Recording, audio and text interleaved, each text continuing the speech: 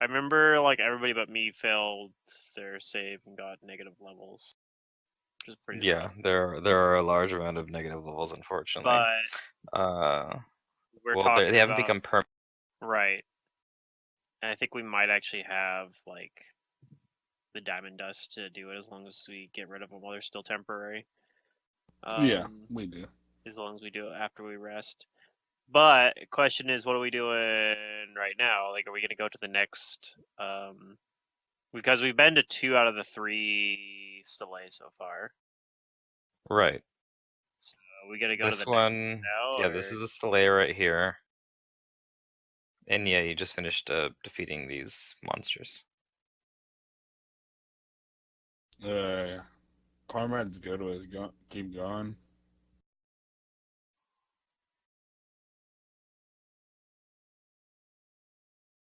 So yeah, I think that's... We'll tell, like, Lulz here that we're going to try to, like, hit all 3 in succession, so we want to go clear out the next one. Although we could try to do the ritual on this one right now anyway, I guess. And if we get to all 3 of them quick enough, it won't. We might not have to attune it again. So I think that actually might be what we were planning to do. Is I was offering to like help do that. Same with Cormac if he can.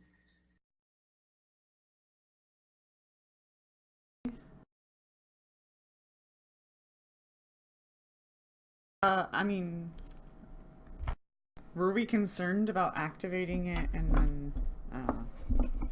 It's up to you. Well, my understanding is if we activate it and we don't get the other ones activated, we just have to come back and do it a second time, and it's not really. I guess okay. So I guess actually there was one of those things where there was like a little bit of danger in doing it, right? Wasn't there? There was a reason we didn't do it last time at the other one. Like, we might have to deal with something each time we try to activate it, and whether or not we can manage to deal with that multiple times is my only real concern. It's like, what if activating it triggers a Slay Living? Now we have to do it twice, because we came back or something. I don't know. Not saying it's gonna, but...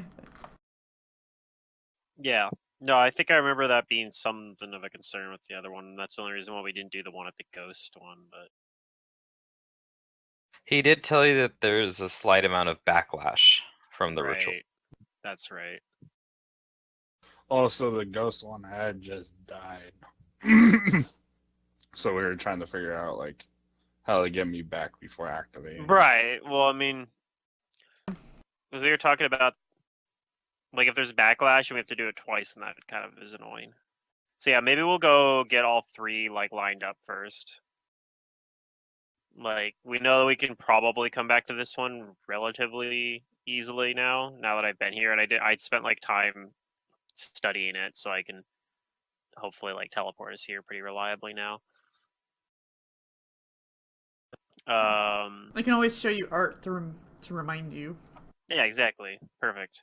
Like, we spent... I remember saying that last session, though, that I spent, like, time, like, you know, making sure I committed it all to memory and everything.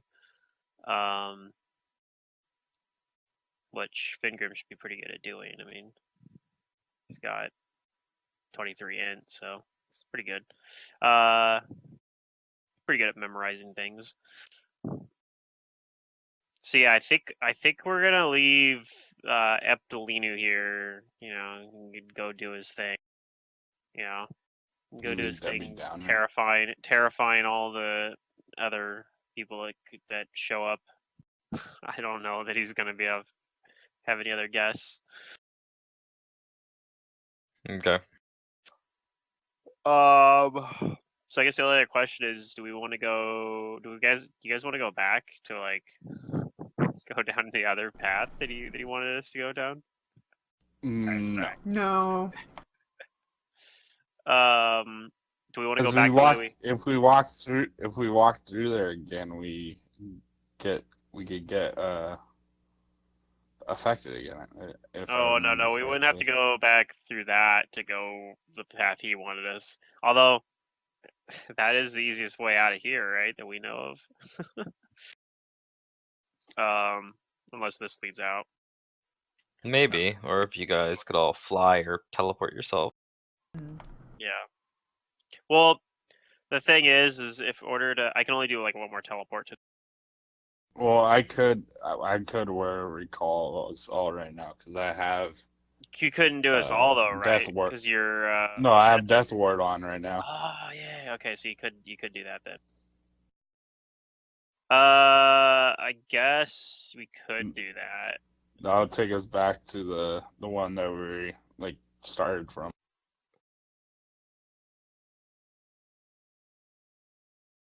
Oh. I know. Wasn't this was the closer one though? The other one's supposed to be farther away. So if we just continue, and then when we get to that last one, I still like. I were to recall us back to the beginning. I feel like they should be like an equilateral triangle. So I'm like, I feel like they should be the same distance. But yeah, that is. I remember something about that. This one, maybe this one just was easier to get to, is what he meant, or like it's quicker distance to travel. Yeah. I'm good with either or. Going back and then just resting and casting the spells, or continuing on. I mean, what's is this path over here lead out to? I wonder. Like, what's down there? Does Abdelino know? Hey, Abdelino, what's down there? Oh yes, he knows. He gets up and he'll walk over towards you to answer your question. Okay, thank you for walking over here to answer it for me. And he tells you, over here you will find others who have given into their vices. More proof of those who have come to add their failure here. Like. And he says that he will show you. And he starts walking towards it, beckoning you to follow. You guys wanna follow him and go check out the other people? Are they actual people, or is it evidence of people? You were a little unclear on that. He doesn't say anything back. He just keeps walking forwards and beckoning you.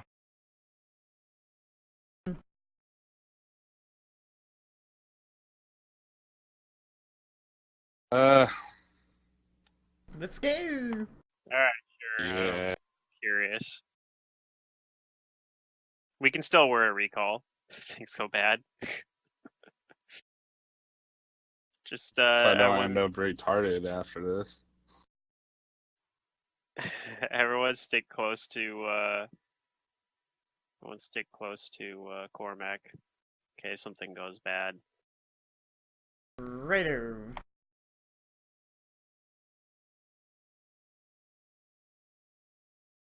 Okay, so you guys start walking on down.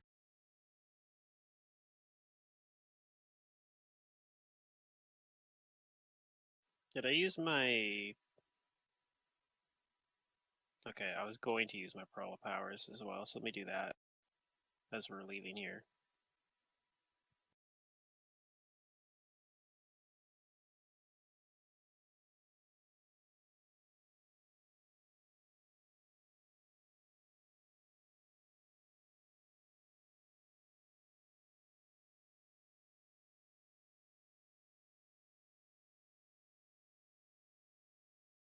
So you guys move around the corner. You can see that there's still everything's still kind of like, in ruins and disarray. You could all still describe it as scree.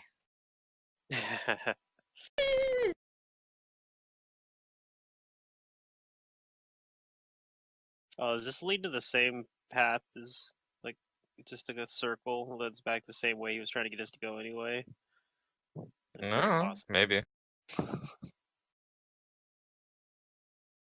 Alright, He whatever. steps over here. It's fine. We want the experience.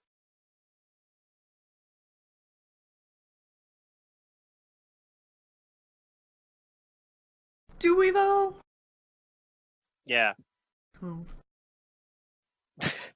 We're almost level 14. Come on now. I don't know. I'm not in a rush. We just need like 8,000 more experience. It's fine.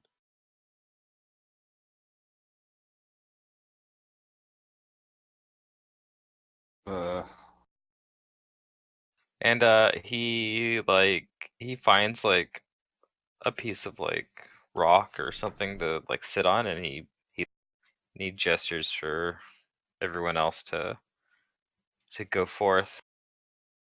What? Like down here? Alright, I look around. What are we doing again? Why are we going this way? Because the crazy man said we should, and I was like, alright, you got a good point, crazy man. He's a curator. I was like, he wouldn't just have us come down here because he hates everyone. Are you sure? Have you ever met Chaz? He does believe humanity has failed utterly. He actually was helping us too when we were fighting the seaweed monsters. So Yeah, That's true. he's That's true. He saw a human trying, and so he helped you. yeah. Yep. This So guy, I feel like is like a curator, and then his alter ego is a torturer at the same time. Like, what you guys see here is it's like in this general area, you see like there's a bunch of like boulders like heaped up on both sides, but there's a significant number of them like over here that kind of has created this really crude but tall altar that leans against the wall. The book describes it like a crumbling ziggurat. If you guys know what that is, it's like a little domed building. And like inside it, there's a variety of like very old, expired like wax candles and skulls that are perched atop stones, and designs of this like foreboding like red ochre that decorates the whole facade.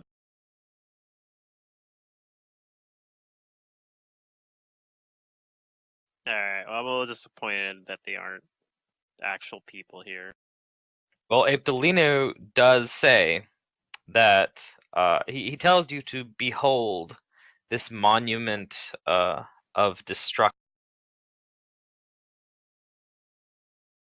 Monument of Destruction. This is where those who would destroy congregate and argue bitterly about how to perform their craft. But like things they despoil, they only waste their own time and efforts arguing of how to unmake.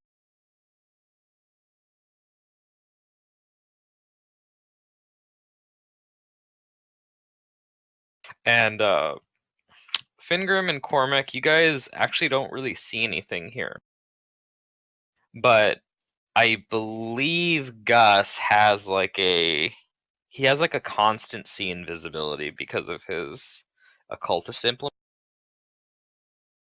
Mm-hmm. And Gus does tell you guys that he does see things that are clearly invisible. Okay, well... And he tells you that there are 4... Yeah, you cast it. And so now Gus and Fingrim, you guys see a total of 5 beings here. You see 4 medium-sized creatures over here, and they're all in like their group. And then you see 1 large one over here. And it's away from the group.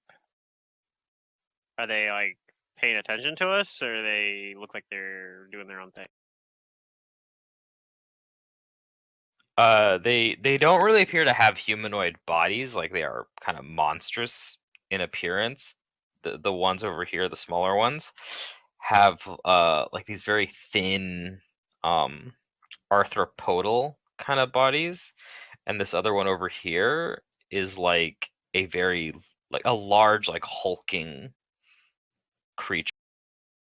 Alright, I'm gonna roll knowledge religion if I think these are like ghosts or something.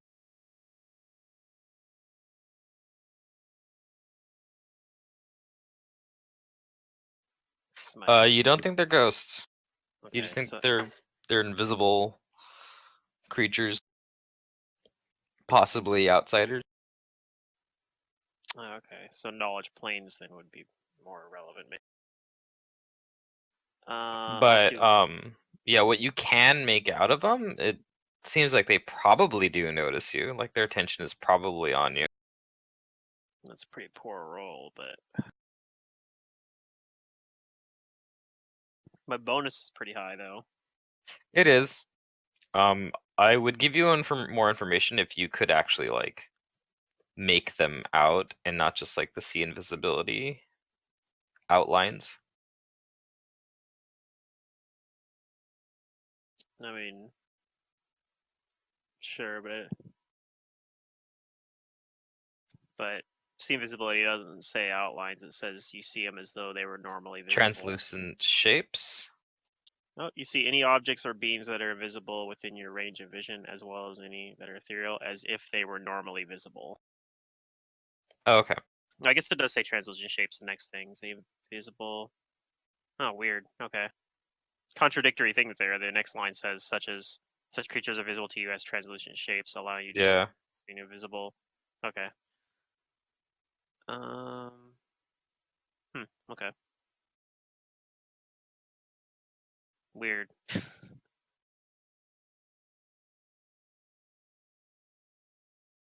But you do think that these are probably like extra planar creatures because they don't have like normal shapes of like creatures and stuff like that, and the fact that they're like invisible seems to be something natural. Okay.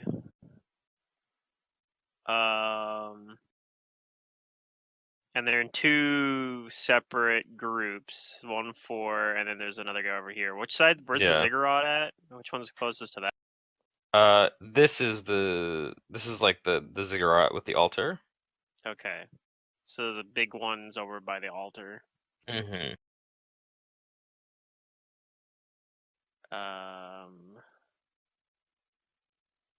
All right, I'm gonna see if I can tell. Like, is there like a schism between the group? Like, are they?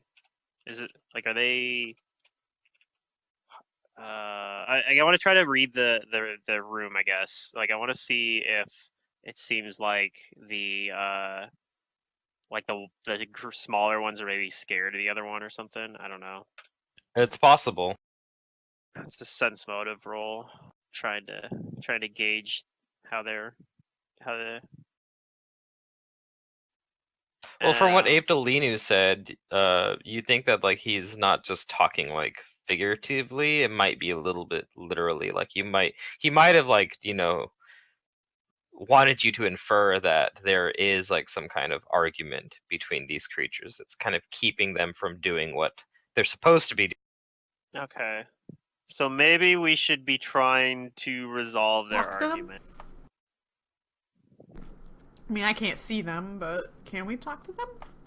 Alright. I'm gonna go towards the bigger one and ask him what the problem is.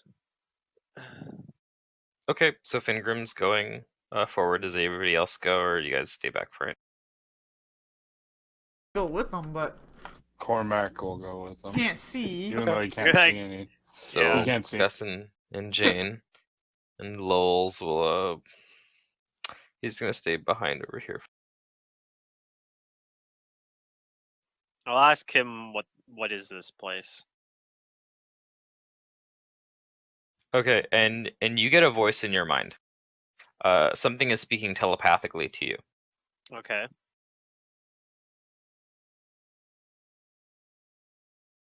And this voice tells you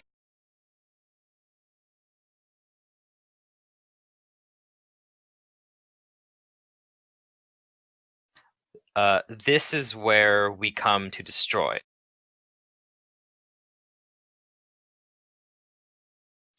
Alright. To destroy things in general or something specific? To destroy the works of man.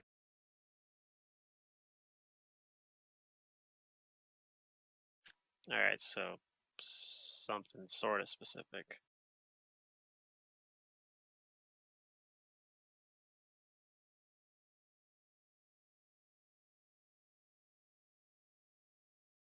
I guess I'll say, all right then. Will you keep at it, you? Carry on destroying. Do do do do do. I'm gonna go ask the other ones what they're doing here then. As you move over to the other group, the same voice from before in your head tells you that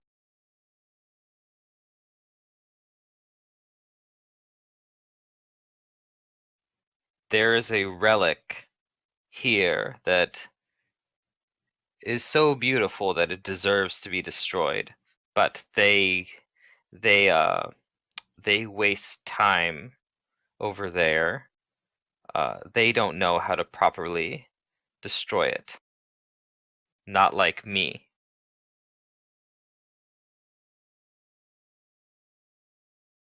Okay, how do you want to destroy it then? It says, a beautiful piece like this deserves to have a long and slow decay, gathering rust down the bottom of an.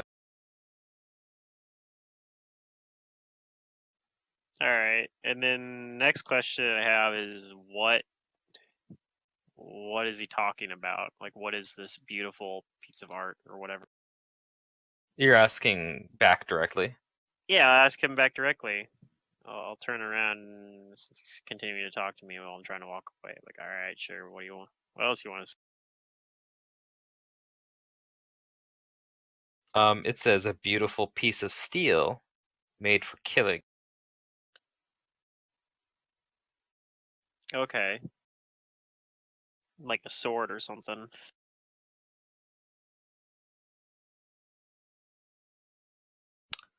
It agrees with you and says, yes, a weapon. Ooh, we know of a weapon. Well, I mean, That's kind of a weapon.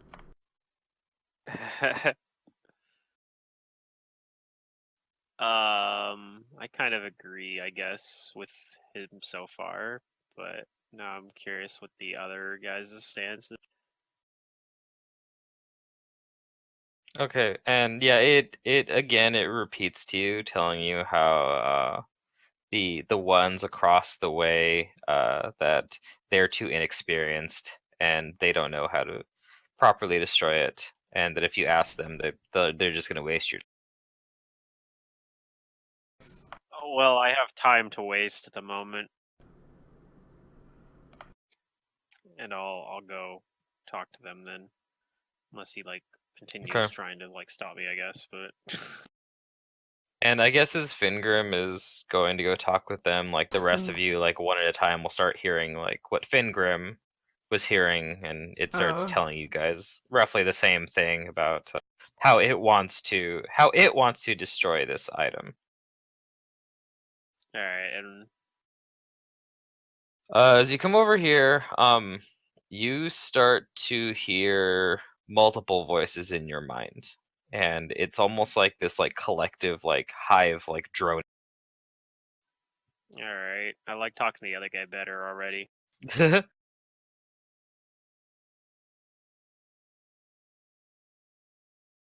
And they start telling you that they tell you not to heed the words of the other,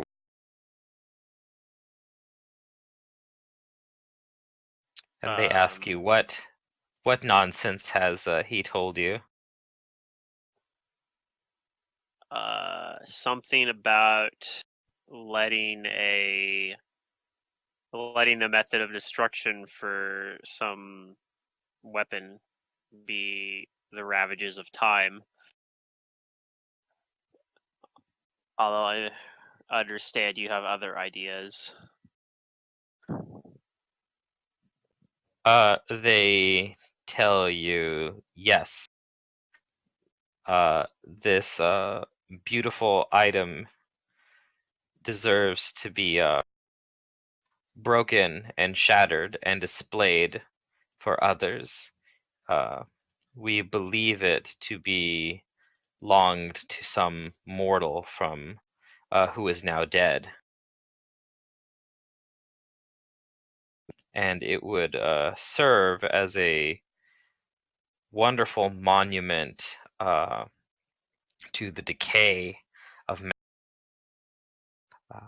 a good desecrated burial would be the best place to display a destroyed item like this, marking this mortal's death.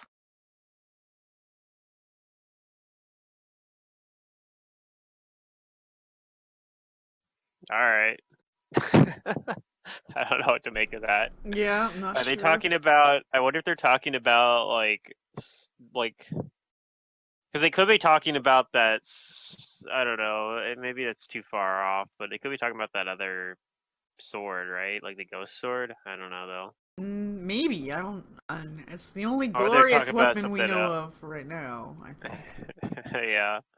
I'll ask them where is this beautiful weapon that you guys are both talking about. Perhaps if I saw it myself, I could form a better opinion.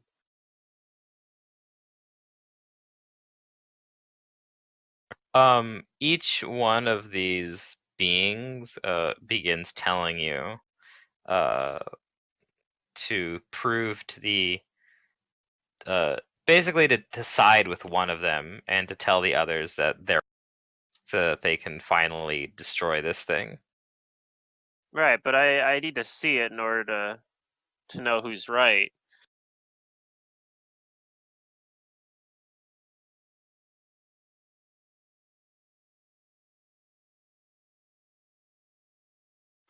You can give me a diplomacy. All right. It's going to be amazing. Are you ready for this? How many ranks do I have? Oh yeah, none.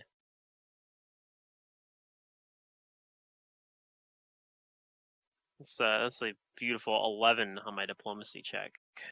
Yeah. Yeah, you all kind of get like a cacophony of like voices in your heads, and it's like this big jumbled mismatch that you almost can't tell like which beings or being it's coming from, and they're all telling you to like they're all telling you to kill the other one that disagrees. I mean, I'm not gonna lie. Not having seen it, the guy over here I like his opinion better anyway.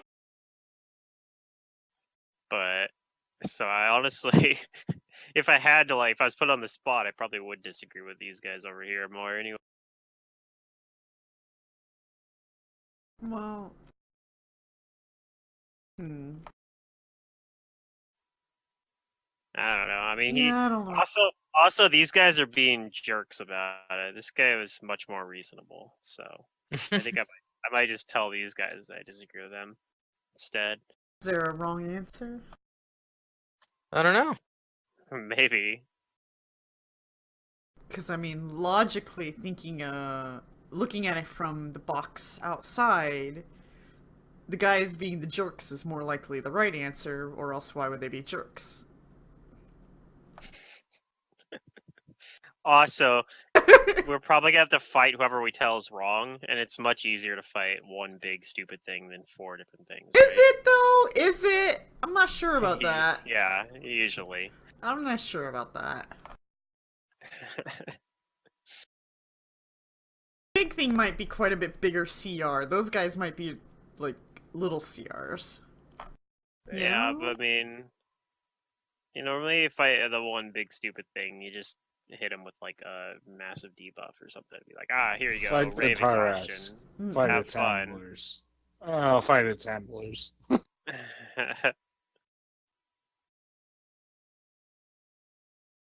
I mean, if it's like a same CR equivalent of smaller things, they're usually a little bit tougher than fighting it's equivalent equivalent. CR in one monster. Because of the way action economy, like he can only do one thing around. You know, it's like all right, it's like whatever big scary thing he does, it's got to be pretty Could be overwhelming. deathly. Yeah. Yeah, I don't know what to do personally. All right. Well, these guys are being jerks. So I'm gonna go ask the other guy. Again, to tell me more about this wondrous weapon.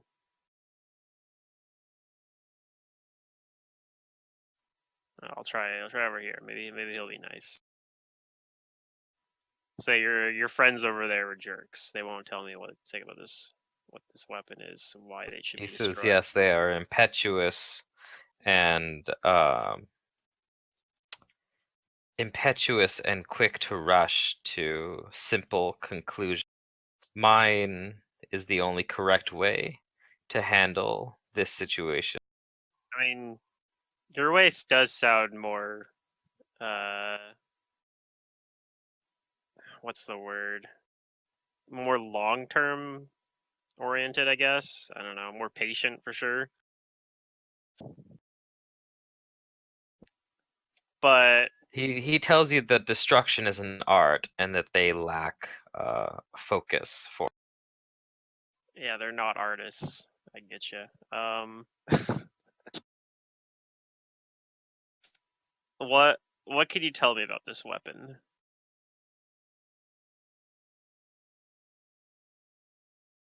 Like, is it? Could I see it? Like, where is it? It says that it is safe within the ziggurat until they figure out either who's right or they're ready to destroy. Okay. All right, guys. So hear me out here. I think if we convince them that this guy's right and that the weapon should, naturally decay, we might be able to have it naturally decay while we're using it.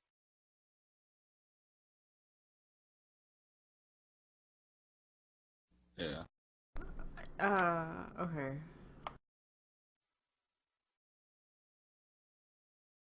Is that the only reason why we're choosing that option, though? Because... Of course not. Okay. Rolls a bluff check.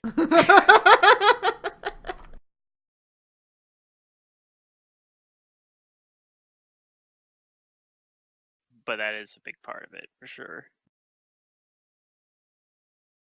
Fingram's, he's a pragmatist. Yeah. So unless somebody else wants to intervene, that's what he's going with. I mean, I think it's a fine plan, but I think they might see through you, oh, you're only choosing this for that. But I don't say this out loud, obviously. I don't see why they would. I'm gonna go tell. So we can just. I'm gonna go tell the doofuses over here that they're being unreasonable. Okay, well, you all start to hear those droning telepathic voices in your head telling you that no, you're wrong and the other one is. Nope, he's got the more measured approach that will than yours is. Yours is far too haphazard.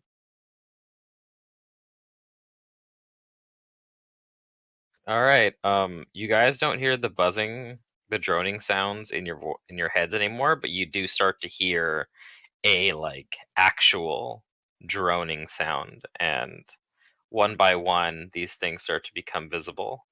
And I need everyone to give me, first of all, give me your, this is going to start combat.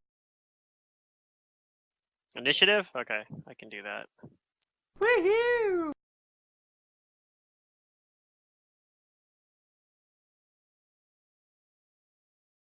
And I need everyone to give me a fortitude. Yeah, fortitude.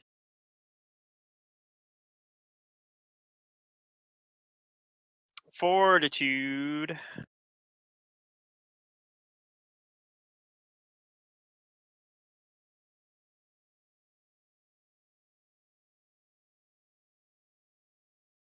Yep. Aberrations, I get a +2. Oh yeah, I have that too. If they're aberrations, that is a 35, which is probably pretty good. Wait, are they +2 still? We got upgraded on that, didn't we? No, it's yeah, it's +2. That's why it's +2. Yeah, it used to be like 1.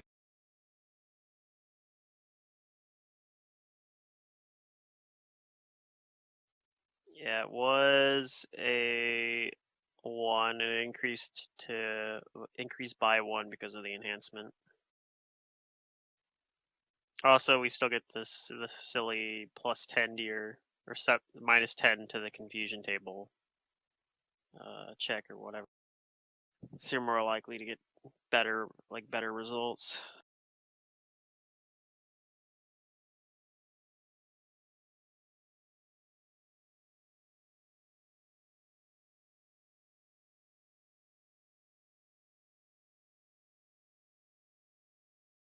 Well, 18 isn't a very good roll, but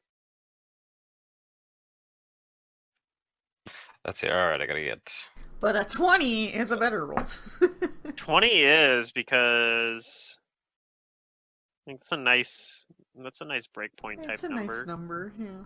Yeah. It's a I might actually make this, unless it's really fucking strong. Then we have problems. DC 20 is like that's like the save against my level 4 spells. So Yeah, 20 for your guys' level is kind of becoming like standard. Yeah, 20 is the new 10. Yeah.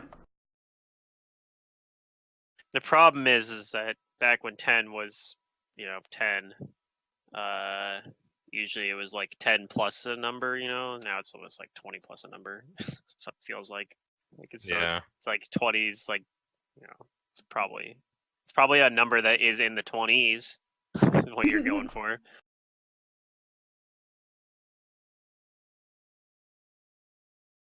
Whatever, it can't be as bad as the last fort save. Okay, I think that's everybody. Like the effect can't be as bad as yeah, I got Cormac.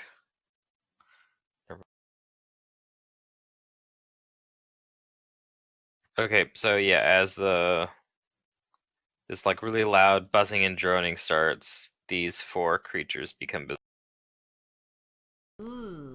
Ew.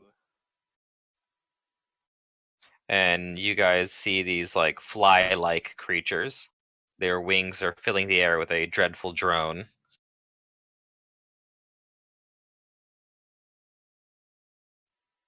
I don't like your answer. Alright. And let me see. Oh yeah, that's right. I gotta get Jane's and Gus's. They got really high initiatives. Yeah, they do. +10.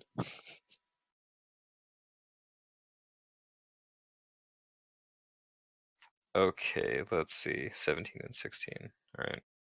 That's not great. So we got 16. If that 16 is a 19 because of the 31. Spirit Shroud, which is up, I think. I'm not sure how Spirit Shroud works. That might only be situational or something. Maybe. I might just take it just because I don't know the character that well. Okay, so let's see. 31, 33, and then 18 from Kudu. Okay, so here's the bad news. Is that Kudu, Jane, and Gus, they are all nauseated for for 1 round? From the droning, yeah.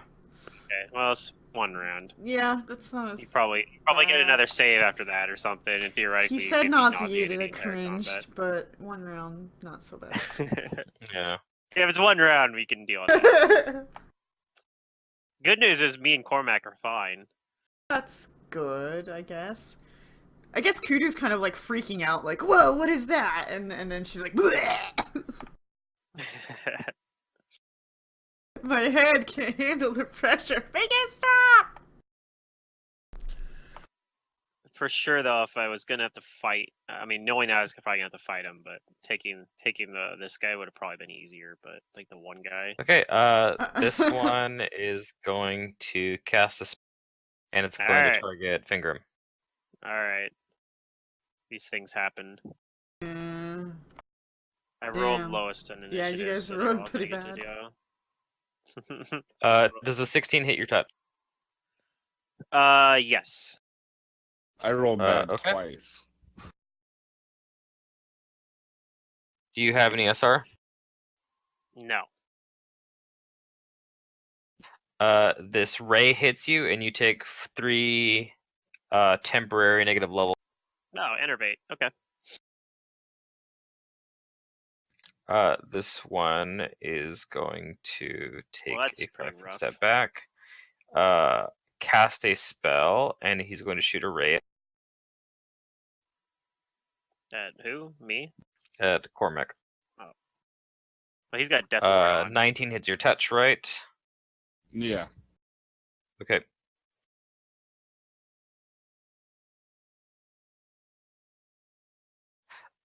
You would take 1 temporary negative level, but I think death ward does it negate it entirely, or just gets it? It negates it entirely. Okay, so they see that, and they know that something went wrong there. Kudu, you are not, but you may move. Yeah, I move. I move away from this to here for now. Not that far. Maybe just to here. Okay. As I'm sick and ill. Yeah.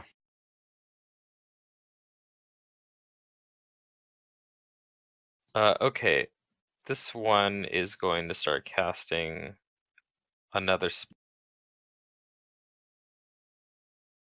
and then it's going to take a 5-foot step forward and try to discharge it as a touch against. Alright. It's going to touch you with a 24 and will save.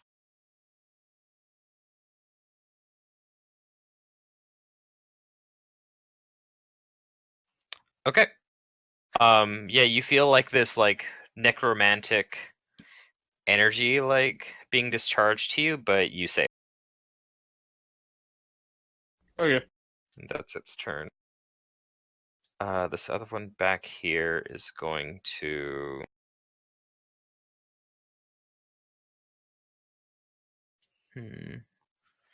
It's going to begin casting a spell.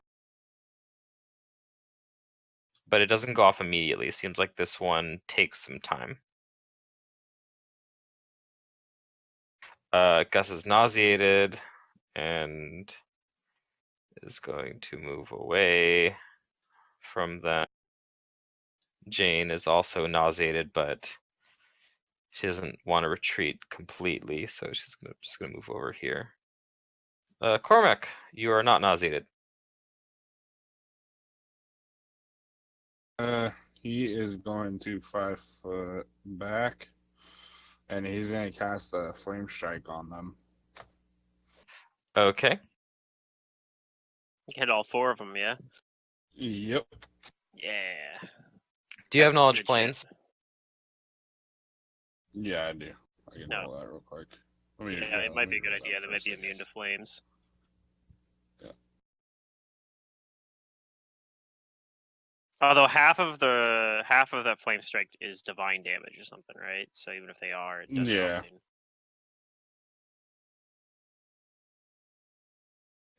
Okay. All you know is that yes, these are extraplanar creatures. They seem to be some kind of fiend. So like from an evil plane of existence, but you don't know what they are. You don't know if they're like a devil or a demon or. All right, you still cast it. I mean. Okay. Make a cast level check for me, please.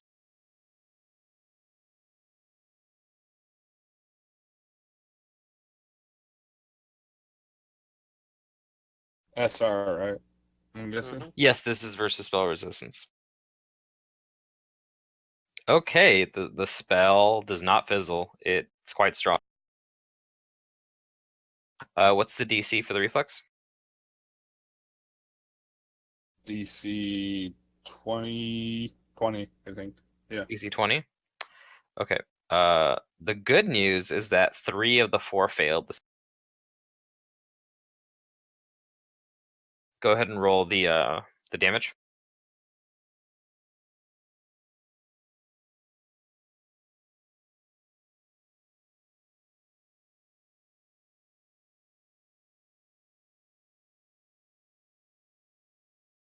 Ooh, getting high. That was a good roll. 51 off of 13d6 is good. Yeah, that was a pretty high roll.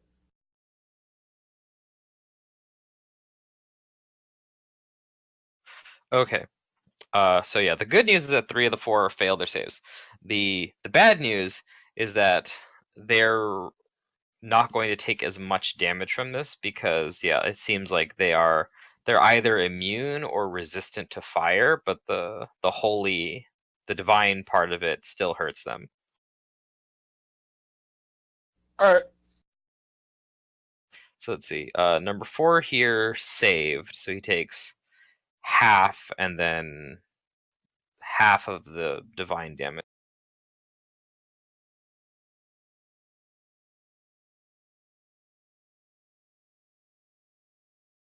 Lightly wounded, and the others take just half the damage as divine.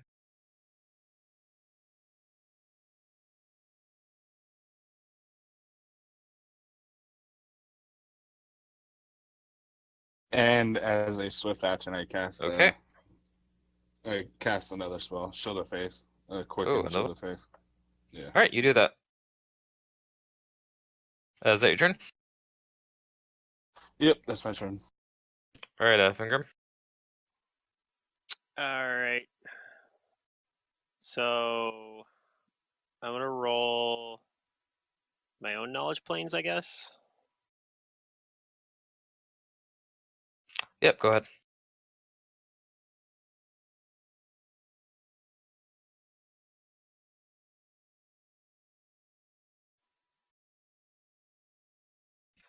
So you know that more specifically, these creatures are fiends called divs.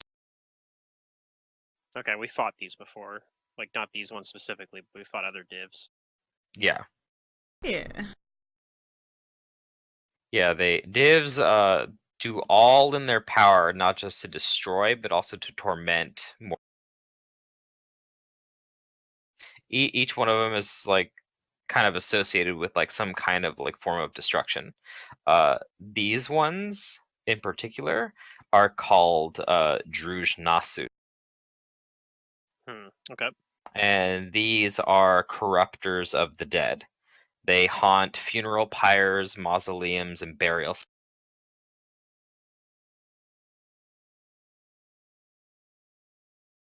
What else you know about them is that they have DR that you need cold iron and good to get past. They're immune to fire and poison, and they have resistance versus acid and electricity. They also have spell resistance. You know that they cause disease too with their bites. They're capable of some spell casting, mostly like curses and like energy draining effects, but they can also summon things like other divs or like insects. Okay. I was gonna. Well, I'll roll it anyway, but I'm pretty sure that means I know that this guy probably is, in fact, summoning then. The one that's in the middle casting a spell. Yeah, you know that it's casting Insect Plague. You also know that this whole droning thing that they're able to do, they can maintain it. So anybody subject to it needs to save every round. I have a chance! So even if I make the save one round, I might not make it the next round? Right. Ooh, okay. Rough life. And they're all doing. Yeah. Well, and that's also rough because I took the negative levels, so my fort save is going to be even lower next round, too.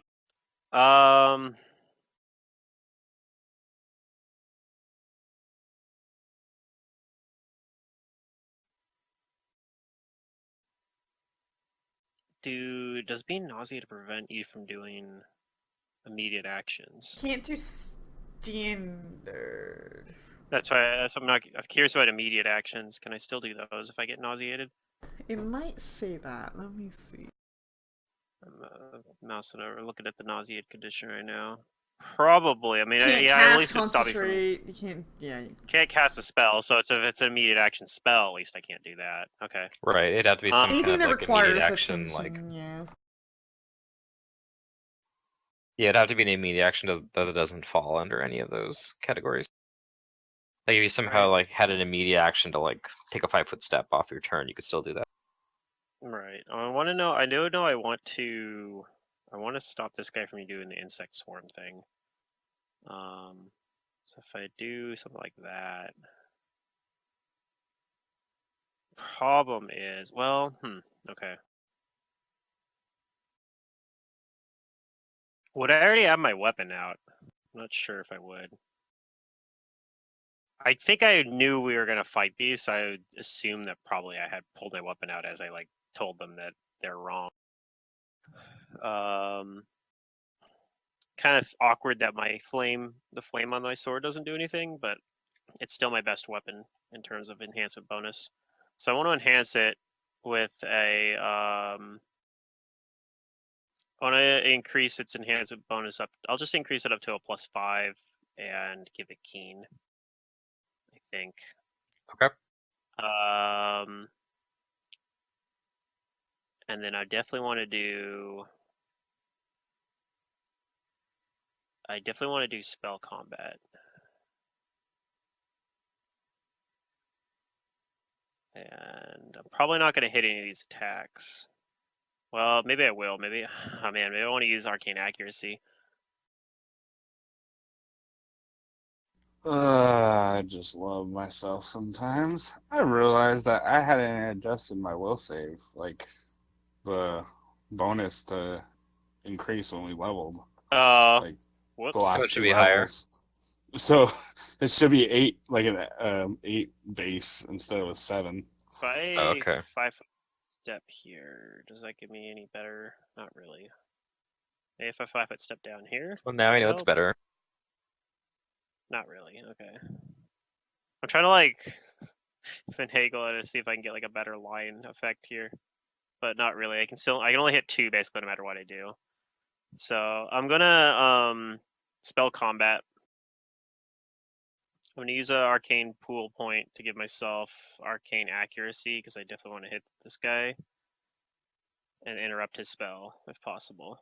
And I'm gonna also fight defensively. I'm doing a bunch of stuff. I'm gonna do Magus things. All right, I'm gonna teleport.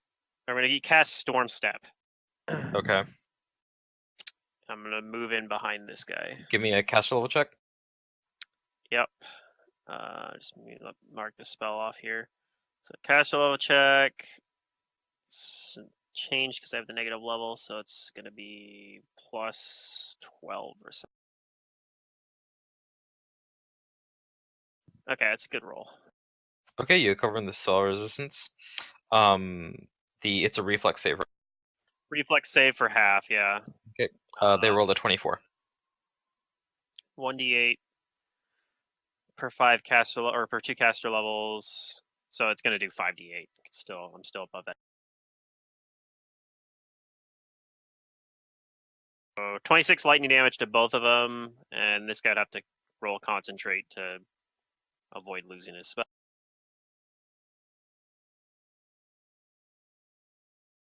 Okay. And then, so they both save for half of that.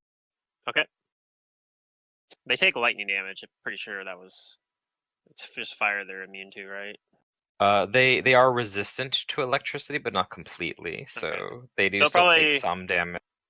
Yeah, probably didn't do enough to interrupt his spell, but that's all right. I'm going to attack him too, so hopefully one of these hits him hard enough. Yeah, it's not enough damage where I even have to roll their concentration check yet.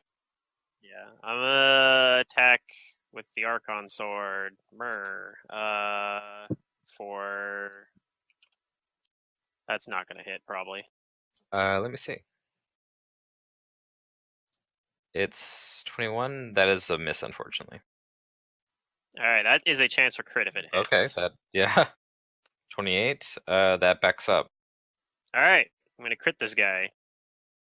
Woo! Make sure my thing's checked properly. Yep. I'm not gonna roll the fire damage because he's immune to that anyway. So just 22 physical damage. Okay. And then I'll do a wait, where's it at? There, the prehensile hair attack. For not very much damage. This might not even actually might not even do anything because of the DR, even if it does hit, but whatever. Let's see. So the 22 damage plus the 10 for the DC plus the spell level. Mm-hmm. Okay, so that they lose the concentration of the spell. Yay, I did it. and then the hair doesn't do any damage. Doesn't do any damage. Okay. Well, it was worth a shot. I could have rolled high or something. It was a good crit. Yeah, I got that going for me at least. And that was fighting defensively, so my AC should be pretty decent the next round. Okay. At the beginning of this round, I need everyone to make another fortitude save as the droning continues.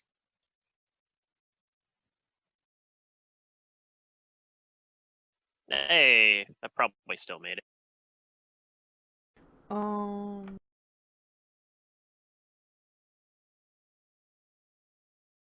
Jane's not looking so hot.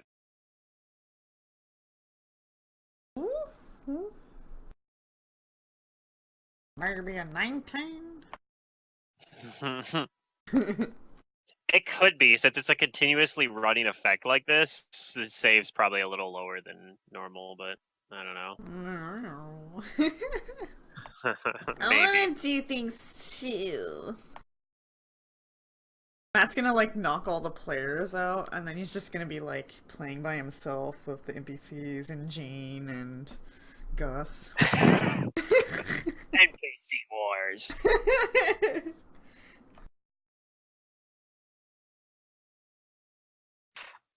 Did I get Fingrim's? Mm-hmm. Sorry, oh, 27. 27? Okay, yeah. Sorry, normally I would have wrote like Fortitude after it, but okay. So Jane fails and Kudu fails, but Cormac, Gus, and Fingrim are not. Oh my god! Yay. These aren't aberrations. No, they're extraplanar. Poop. Fine. This one is going to. Let's see. It is going to cast defensively. Ooh, do I have the thing yet? I don't think I have the thing yet. Alright. And it succeeds with a 32. And he's going to try and touch you. Alright. Oh, yeah, I guess I could roll spellcraft too. What was my spellcraft again? It's like plus. It's lower because of the. Does a 17 touch you? No, it doesn't. Alright. It's still got the spell, but yeah, it doesn't touch you. Do I know what the spell is with a 36 spellcraft? Yes, you know that it casts Bestow Curse. Oh, okay. I don't really want to get hit by that, so that's. This one's going to do the same thing. It's going to cast a spell, but it's going to 5-foot step forward and try to touch you. All right. It's probably going to hit. A 29. Yep. Okay, give me a will save. Will save.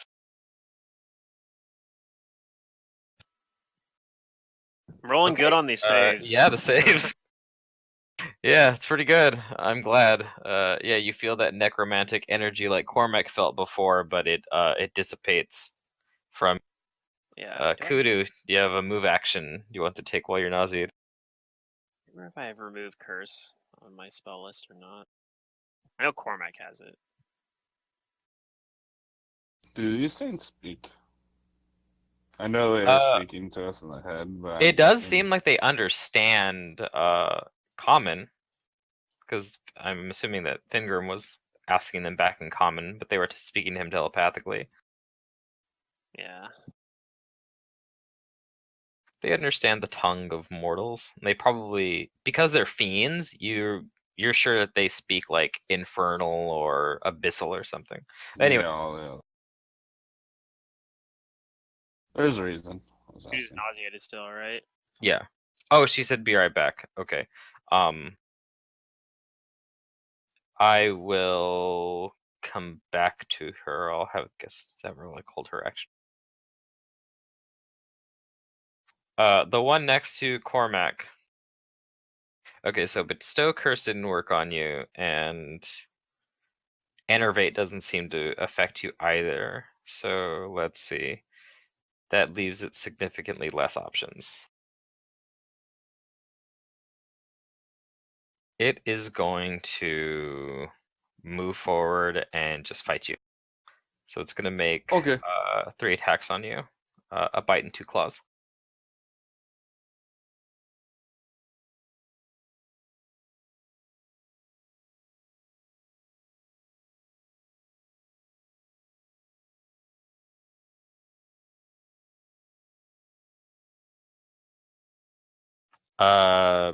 Nope, a 19 probably misses you with the bite.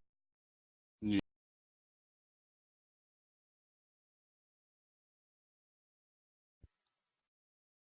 And does a 32 hit you with the claw? Yeah. And the other claw does 26 hit you? Okay, so it claws at you.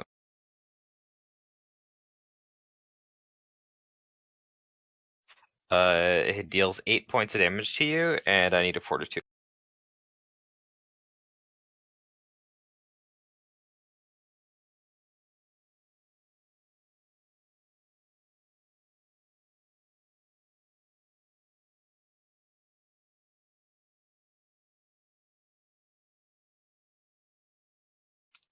Okay. Thank you. That's all it does for now. This one next to Fingrim, it's gonna try casting another spell since you All right.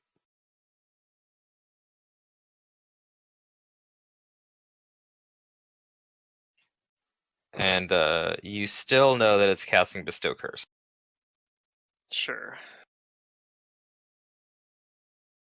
I'm gonna. Yeah, that'll hit. Okay.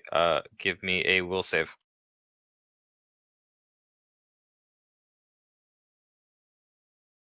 All right. Ooh. Yeah, you save. Okay. I don't like it. Yeah, I wouldn't either.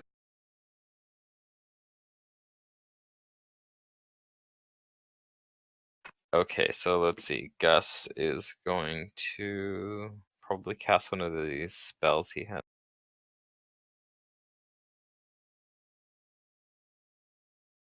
What does he have?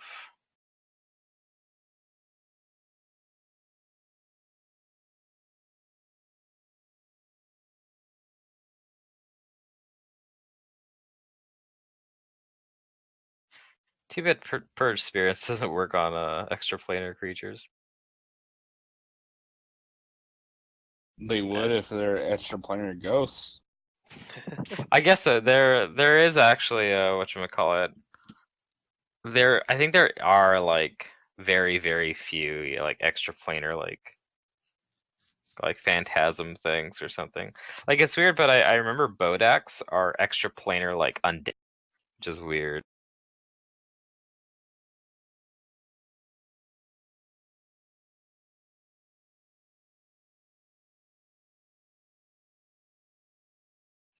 He's gonna cast Greater Invisibility on himself. And he does that. All right, well, Jane is still nauseated, but she's gonna move forward a little bit just to shoot when she can. She makes sure that she has her gun out and that it's loaded with her move action. Cormac. Give me 1 sec to pull up the spells info.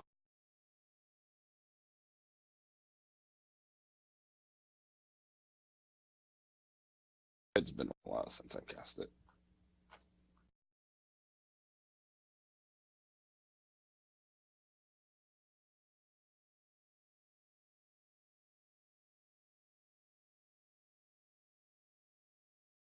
I'm going to be casting Bone Shatter. He's going to take a 5-foot back. Just give me a second. Look up the spell. Make sure I don't have to. Okay.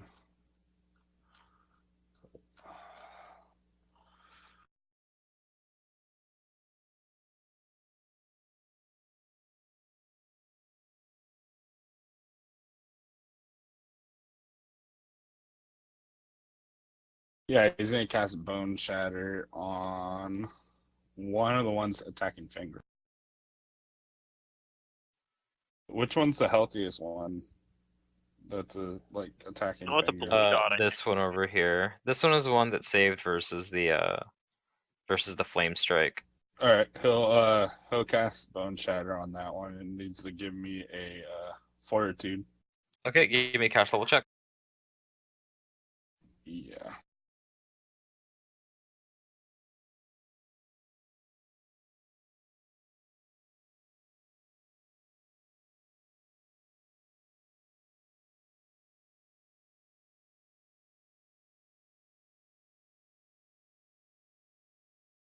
All right, 21 succeeds. It rolls a 22 to save. Does that save or is it?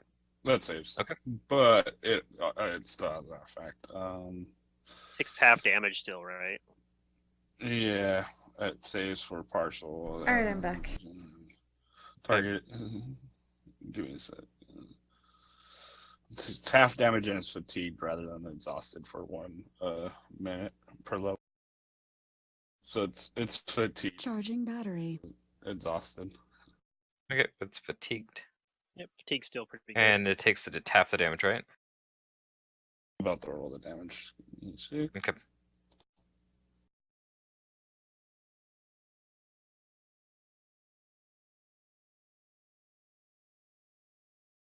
That's a pretty good roll.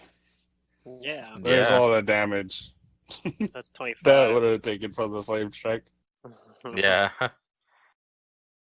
All right. Kudu, had you hold your action? Did you want to pick it up now? I was nauseated still, was I not?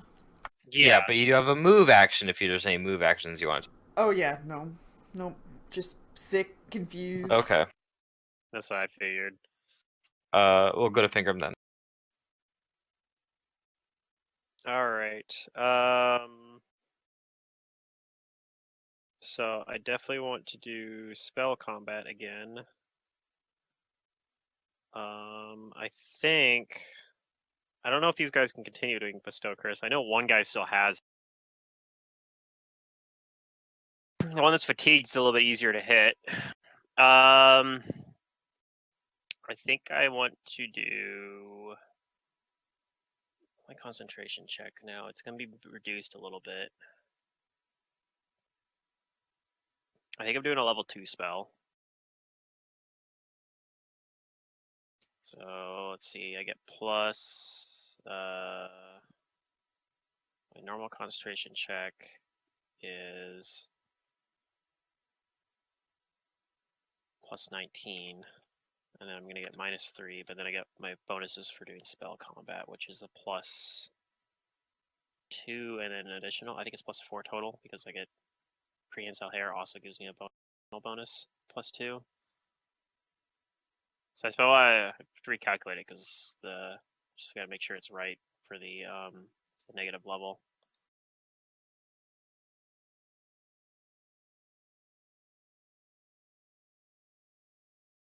So yeah, this auto succeeds on level 2 spells, I'm pretty sure.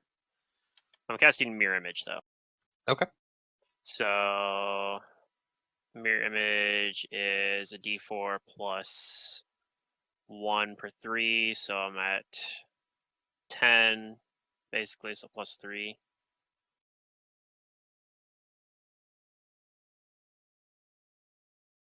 Alright, so 6 Fingrims. This is a D7. Okay. Oh god, I tried to edit my token. I regret everything! Roll 20, I apologize. You're right, I should never have done this.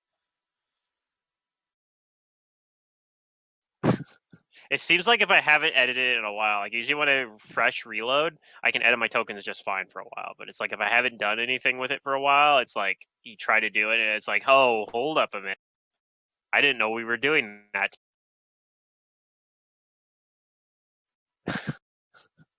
Alright, so as soon as I reload in here, I'll do my attacks.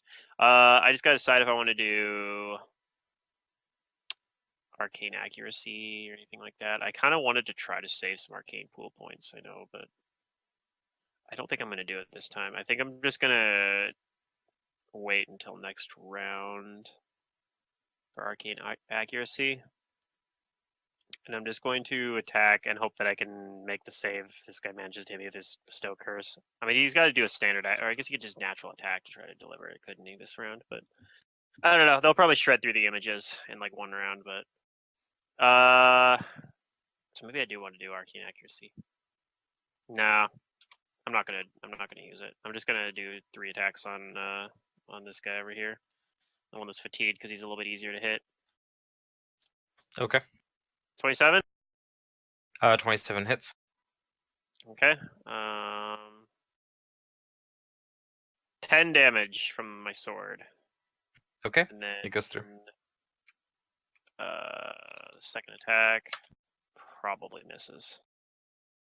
21 misses, unfortunately.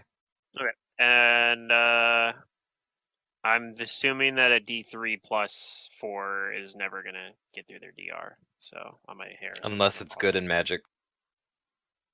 It is magic, but not good. So yeah, I won't bother with that. My sword counts as good because it's got a +5 it's +5. Yep.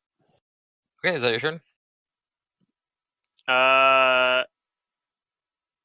Yeah, I think I'm gonna stay where I'm at. I could 5-foot step or something, but I think I'm good where I'm at. Okay, everybody give me fortitude save again for the drone.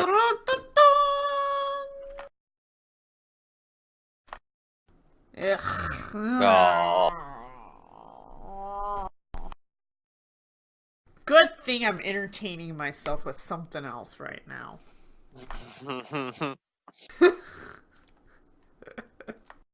Dang it. Ugh, Jane's not doing so hot either. She can actually do something against them, but she can't. Just something about it. She could smiting shot. Yeah, it would. Wait, why did I just reload? No. It'd do like a 1/5 of the damage that that Kudu would do with her attack. Yeah. Alright, well, it looks like it's kind of the same as last time. Kudu is nauseated for a round, Jane's nauseated for a round, Gus, Cormac, and Fingrim are okay. So yeah, this one sees that there's lots of you now, and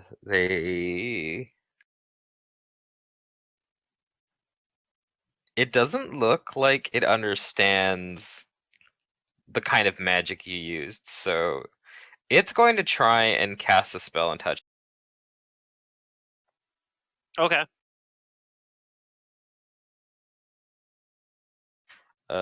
It succeeds on the concentration because you don't have anything like affecting it, right? Not yet. Like no. checks. I was checking to see if I had, because I know Magus eventually gets it. I don't think I have it yet though. But there's an ability I get later where, yeah, level 16 I think where that gets. Okay, so yeah, it gets a 28 on its concentration check. It's gonna cast Bestow Curse and it's gonna try and touch. All right.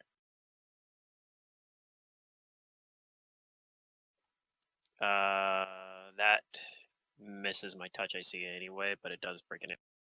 Okay. This one over here is. I think this is the one that's still holding the charge that missed you from last time. So it's just going to It try just and got. discharge it. Wait, I just did damage to it. Would it be able to hold Well, the charge? it's already holding the charge.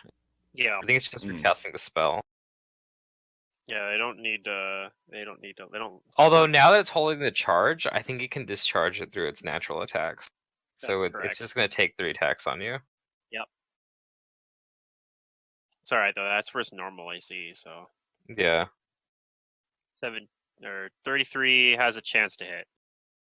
So 1d7. 1d6 now. One image already got broke. Okay. Oh okay. no! It hit me. I'll roll my will save. And you'll take some damage here from its bite.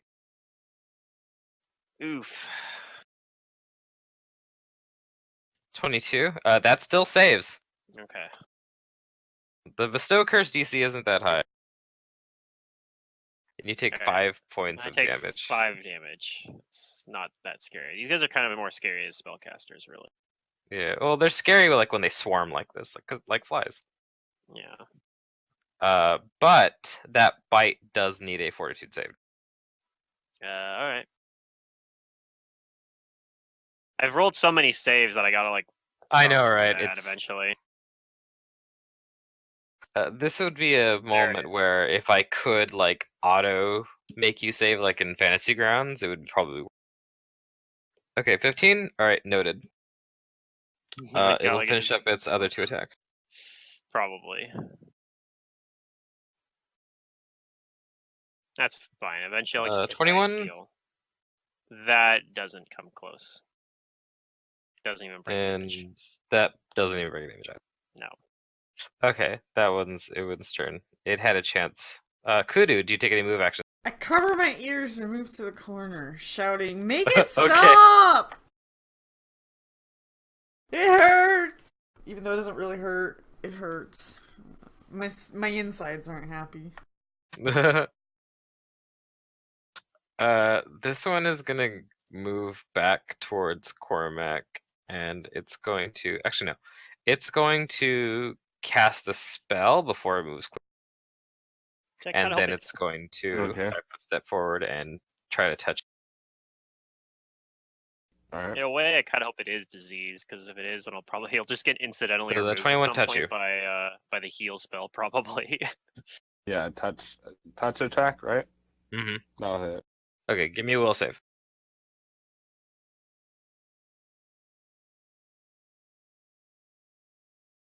All right, yeah, you're fine. They've cast so many bestow curses. Yeah. Well, what it is they're not doing fear effects. So my guy actually saves. Yeah. It's when they do a fear effect where my guy is like a little pansy and runs away. This one's just going to full round you, Fingram. All right, bring it on.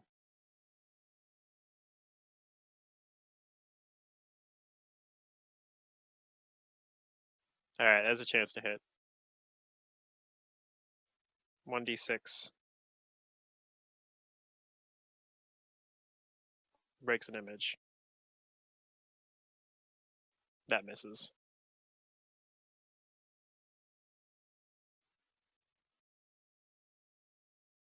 And those last 2 attacks don't hit you. That's correct. 20 and 21 miss. Yep, my AC is 29. Alright, Gus is going to use one of his shadow conjuration. I'm going to make it...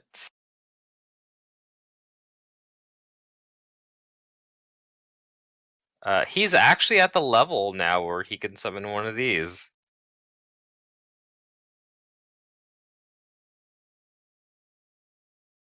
I had a feeling that's what it was, actually.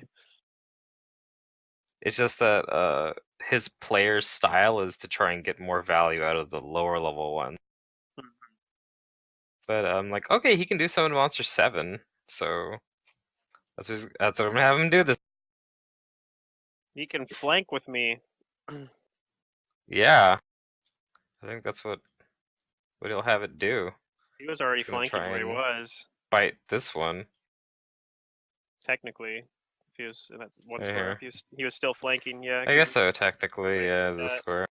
Yeah, when you're Yep. when you're large or huge or whatever, you can Yeah, flank it makes sense. any square that is in your like tile or whatever under your token. Anyway, yeah, it's gonna make an attack on this thing. Trade-off is you're easier to flank.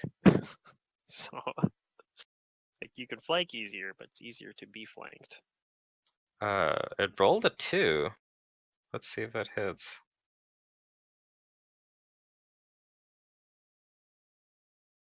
Maybe these things aren't super hard to hit.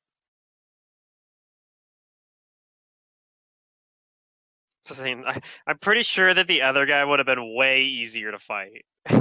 It's funny that whatchamacallit, he can summon things that are actually like just as tough as the. Yeah. So the 22 total bite, unfortunately, no, he's flanking. That's so it's right. 24. So that does hit. Hey. The T-Rex can't miss. It has enough of a bonus. Unless he gets a 1, yeah. Okay, so it's gonna roll to disbelieve it. But the T-Rex only gets 1 attack. That's part of the trade-off there. Unfortunately, it disbelieves the attack, but it does take the damage. It'll take half of the damage. But the T-Rex does a lot of damage. Yeah. No, T-Rexes are one of my favorite summons, like just because, like, yeah, you get to roll big dice, you know, big huge attack. Yeah. It takes 15. Actually, no, it's less than that because of the DR. Yeah. It's 5. It's taking up space. It's good. Give me a blank. All right, that's Gus's turn. Jane is nauseated. Cormac. 5 foot back again, and this time he's gonna cast a spell on the one right next to him. Just give me a sec. He realizes these guys serve or cause destruction, so he's gonna cast it on him. Oh boy. Yep, the one right next to him. All right. Fortitude save. Give me a catch level check.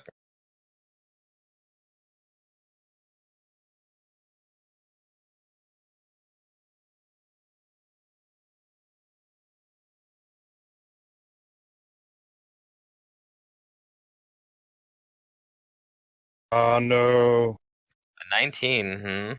Well, yep. That actually still succeeds. Thank God. They don't have a lot of SR. They're not that high of a CR. It's just that there's a lot of them and they're annoying. Yeah. And it rolled a total of 16 on its fortitude save. Their fortitude saves aren't the best, so it failed. Yeah, I'm not at all worried about these things like killing us. I'm just worried about them putting like curses and level all over the place on us. Curses and shit. Yeah. I'm pretty sure I already got a disease from. I mean, if they could have like hit Fingrim with like a couple of bestow curses, that would have been pretty bad. Because like having multiple curses on you would like just ruin you. They could kill or close to kill someone by just firing off 4 innervates at one target as well. Right, and I mean they were kind of trying that. Like 3 of them were going to innervate, and then 1 was going to sit back and summon. Mm-hmm. But okay, yeah. Number 2, it is consumed by this divine fire. Like it's an implosion. It happens from the inside out, and it burns away into a crisp, and there's nothing left of it. Wait, you didn't even get to roll any damage? What? It does max damage. It does 130 damage no matter what. Yeah, it's 100. So it's just 130 straight damage. Gotcha. It does 10 points of damage per level. It's like harm kind of then. All right. Yep. And he'll so he's 5 foot. He'll pull out his greatsword. Okay. Finger. All right. I'm going to spell combat, automatically cast shield. Make myself a little bit even harder to hit.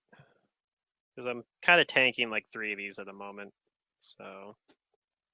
I know. That's why Cormac got rid of the one that he was fighting, so he could come Yeah. help you. I think I am equally likely the fatigued one is the one that I'm flanking with. So I guess it doesn't matter that much. I'll go after one I'm flanking with though, for now. Because I don't know if I'm gonna be flanking him next turn, you know? So I should take advantage of that. I'm gonna continue fighting defensively, but I'm not gonna use the arcane pool. I'm gonna try to save those points. And yeah, I don't think my role right now is the damage dealer role at the moment. 25. Oh, that's with a flank bonus, so actually it's a 27.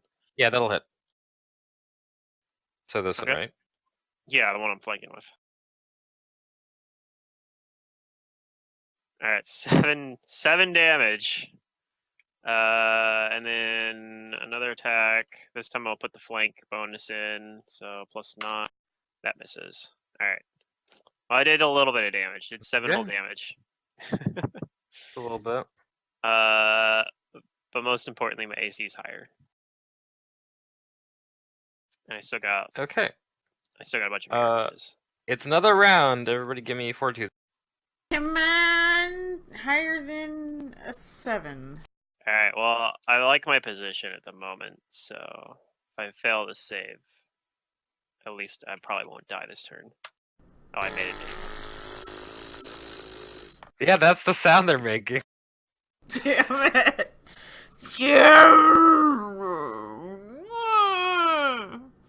I want to cry right now.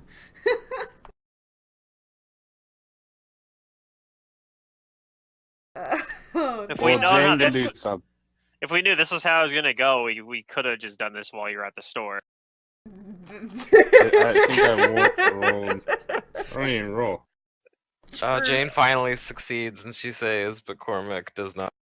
Oh no! But I rolled the will save, so it would have been even smaller than that too. Fingrim is still going pretty good, and Gus is nauseated for this turn. Oh, I need to do the Tyrannosaurus too. I guess. So resilient, Fingrim. I guess the Tyrannosaurus saves. Kind of good. I'm not doing anything really, but if I was nauseated, I wouldn't be able to fight defensively, so it would lower my AC by 4. So there is that. Yep. Okay. Number 3 was the one that got attacked, and it doesn't believe the Tyrannosaurus, so it's gonna maintain its attacks on Finn. All right. It's going to take 3 attacks on you. Good luck. No. No. Nope. Don't even break an image. Alright, it takes a 5-foot step back from you. Yep, I'm not flanking it anymore. How rude. This one is also going to take its attacks on you. Okay. I mean, this one that hit me last time. Don't forget it's fatigued, by the way. It should have lower numbers, right? Oh yeah, 15. But those miss. Hey, there we go. That one hits, potentially. It is versus, doesn't confirm. And it's also got a roll versus my images. I got, it needs a D5. Alright. It breaks an image. Good job. He's the first one this round that's broken an image. And his last attack misses. Kudu's nauseated. This remaining one is going to...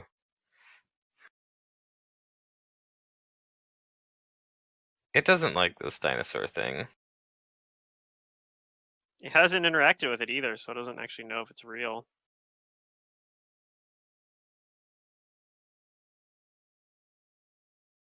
Although maybe they communicate. I guess they communicate telepathically, so his buddy might... It's a fake dinosaur. Yeah, I think it's still going to go after you. Alright. I mean, at this point, that's good for us, I think. I kind of want to keep drawing their attention. It breaks an image, but it misses. Or does that break an image? Yeah, it barely does. 33 minus 5. That has a chance to hit. So roll a d3 for that one. All right, it hits. It's a claw, so it 6 points of damage and a. I don't need a fortitude from you.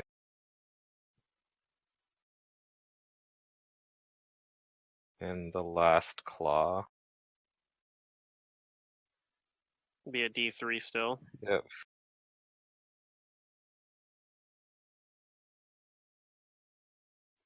It does not back that up, And it doesn't hit. I have one image left. Okay, yeah, they're slowly getting through the images. Gus is nauseated this round. Jane's not nauseated though, so she's actually going to take her shots on this creature, and she's going to make both of her attacks smiting. All right. We were all waiting for this moment. Yep. Don't let us down, Jane. She's gonna let us down.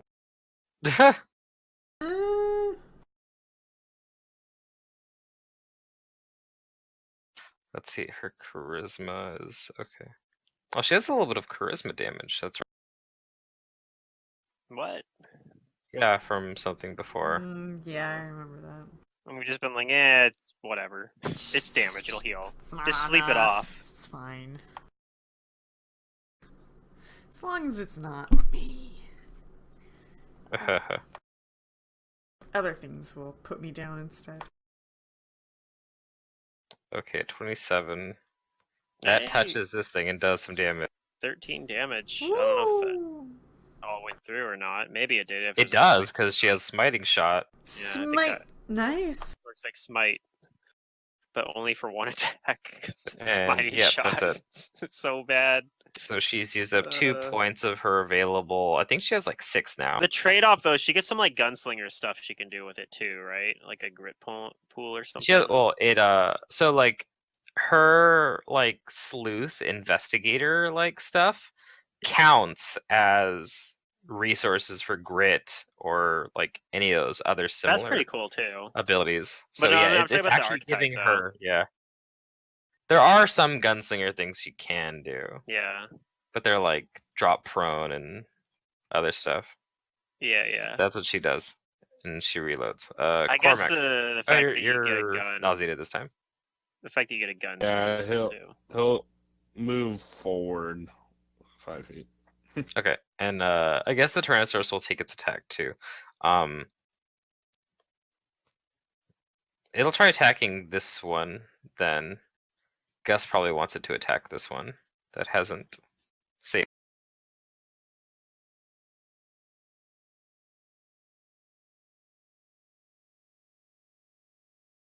So it's a 1d20 plus 20.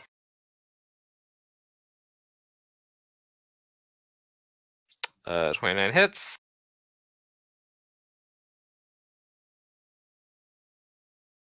Okay, so even though the creature, even though they are probably telling each other telepathically, it fails its will save, so it does believe it's more of a threat, so it'll take the full damage.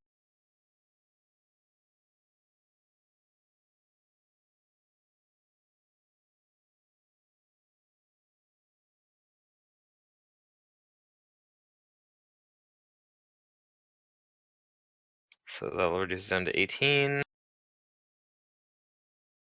And it can grab with the bite too.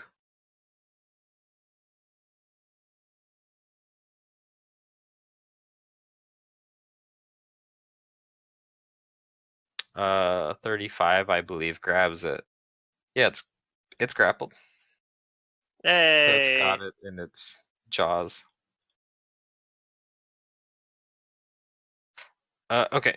So finger. If I wanted to, since it's grappled now, I could do like a withdraw action if I wanted.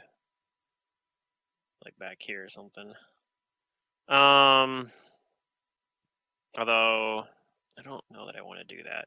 This guy's also easier to hit now though that he's grappled, so that's something to consider. And I wouldn't have to even cast defensively. Fairly wounded too. Although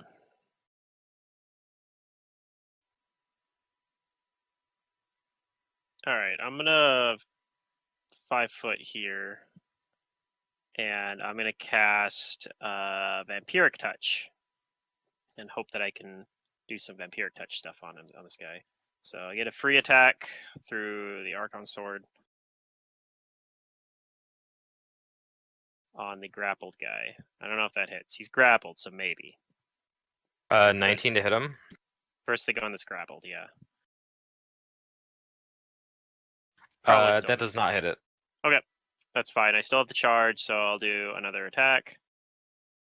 That is a chance for crit. Hits. Probably does not back up, but I do hit. No. So, D8. Dang, it's too bad I didn't crit. That would have been good.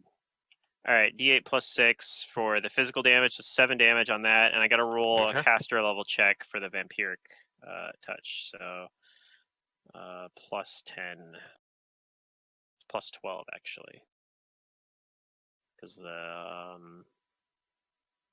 spell penetration. So I think that does it. And then this is at caster level 10, so it's going to do. How does Vampiric Touch work? Is this 5d6, I want to say, because it's per 2 Yeah, levels. it's 5d6. Yeah. It maxes out at 5d6. Maxes out at 10d6, actually, but it's per 2 caster levels still, though. So it would have been, if I didn't have the negative levels, it would have done 66. But, oh well. Alright, 19 damage. I get 19 temporary hit points. Okay. And that is enough damage to down it. It's dying now. Okay. Okay, and it stops beating it swings on this round. Everybody give me another fortitude. The droning is becoming quieter. Oh, the save might be lower because there's one dead now. 2 dead now. I might be lowering the saves as you kill them. Oh, well, that don't matter now. There we go. I like how I just continue to never roll below 15 on this particular save. Just no problem. I've only had the one bad save, and that was against the disease, which might not matter if I just. Oh my gosh! Everybody's saving now. Like I might just get hit by a stray heal at some point and get it removed. Does the dinosaur save? It probably does. His fortitude is probably awesome. Plus 15. So yeah, 26 saves. So everybody saves this round.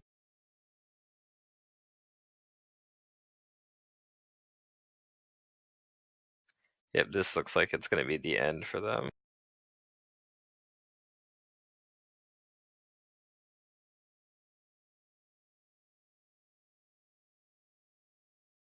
Or at that point, there's always like a point in every fight where you can like see kind of, all right, that's where it tipped. Now it's just going to get progressively worse. The death spiral. Fortunately, it was their death spiral instead of ours. Like I said, I don't think there was ever a point like I was really concerned that this was probably like. Okay, so this one is going to cast a spell. It's going to try and innervate you now that there's nothing in melee. It's going to take its 50% chance to hit you. Sure.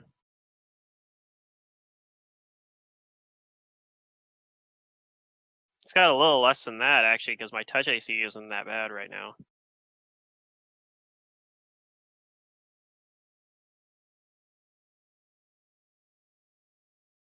Uh, 17 touch. That breaks my image, but it misses. It misses? So. Okay. So yeah, we my touch AC is 18, so. And this one's going to do the same thing. It's going to try and innervate. But I thought they used all their innervates. Oh no. Well, he's have fatigued. A 3 per day. So he's fatigued, so he'll have a lower chance to hit. 3 per day innervate. Jeez. Yeah, it's nasty. That's what can make. It's like their bestow curve. Is if they just throw innervates nonstop, but. Although I have the tools to like. 3 again. Fight that. Yeah, that just misses. Like if I just cast mirror images over and over again, then it makes it pretty hard for them to innervate.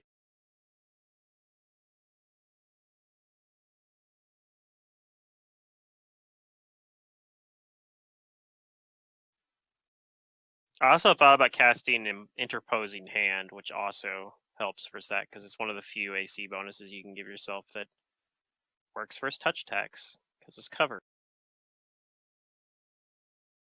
Is he gonna move? Oh, it's Kudu's turn. Oh. Kudu, do the thing. Maybe. She's probably trying to figure out where she can get a shot because there's a giant T-Rex in the way. Mm-hmm. I think that'll do it though.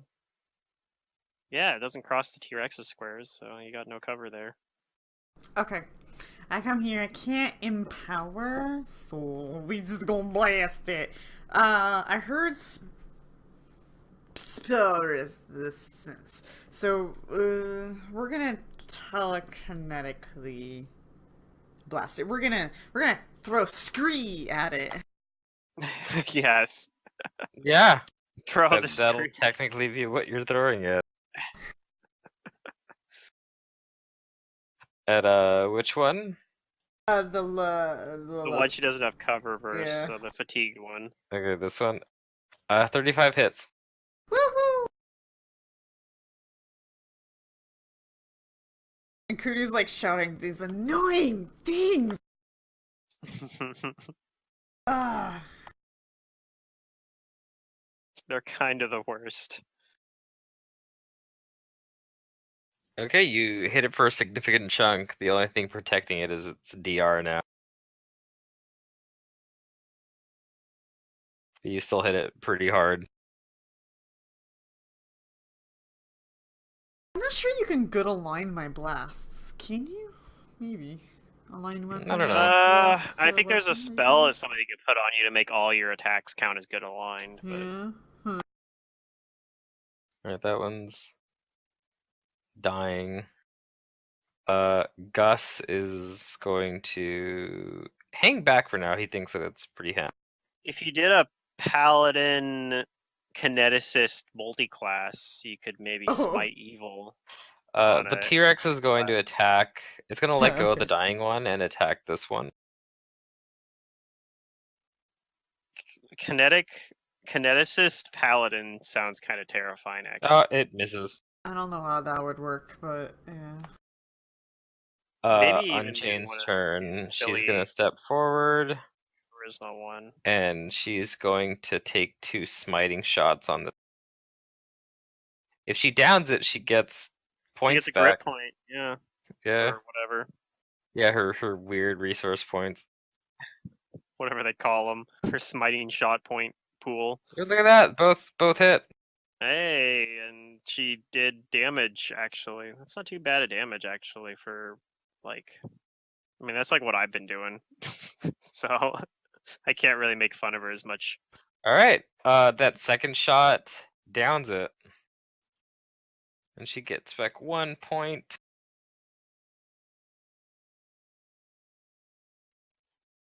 Alright, Cormac. There's only one up, and it's beyond the T-Rex. You could, like... I don't know. Maybe go something... You can move through the T-Rex's square. Or squares. Yeah, because of its size, I think you can actually be under it too, right? Yeah, you could go under it. He'll move there and attack it. Okay, give me your attack. Swift action channel. Nah, he's not gonna use up something. He's gonna destructive smite this though. Let me see if I have it already all plugged in. Destructive smite power attack. Yeah, I do. Okay. Here's the one attack. Well, I know mine are just gonna wear off. No effort needed, but I get to join you guys in the negative level club, at least for hours. 26. That hits. Wait, do I have a negative level? Probably. Yeah. Is your attack good? Temporary one. Yeah, I got aligned. No, but my weapon's a +4 mod. Oh, it's a +4 mod. Yeah. So. Because That's adamantine. Yeah. So +5 is the alignment. Oh, okay. So it won't do as much damage, but you still do a good chunk. You hit it pretty good. And it's looking pretty hurt. My. Fingram. I guess I will move over here. And do I need to keep fighting defensively? Yeah, I might as well. I mean, these things have only been attacking me for like 12 turns or some shit. So, I mean, I know it's only round 5, but it feels like a long time. That's not a D0. All right, so I get a flanking bonus now. I'm not using spell combat. I'm just moving up and attacking it. So this is going to be quite a bit better chance to hit. Probably still misses. That's my turn. Okay. So let's see, there's only one up now. So everybody give me a fortitude save. How dare you?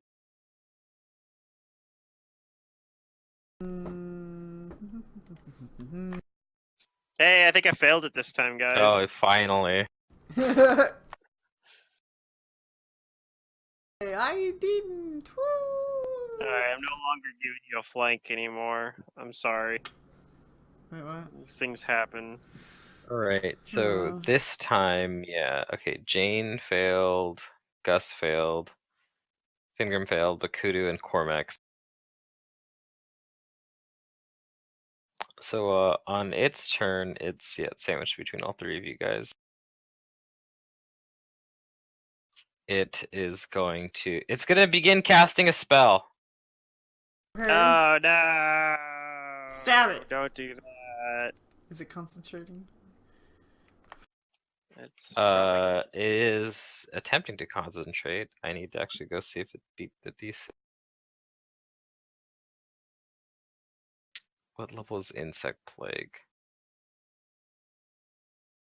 Oh, well, it's Insect Plague. He's probably not going to get that off because it's a full round cast.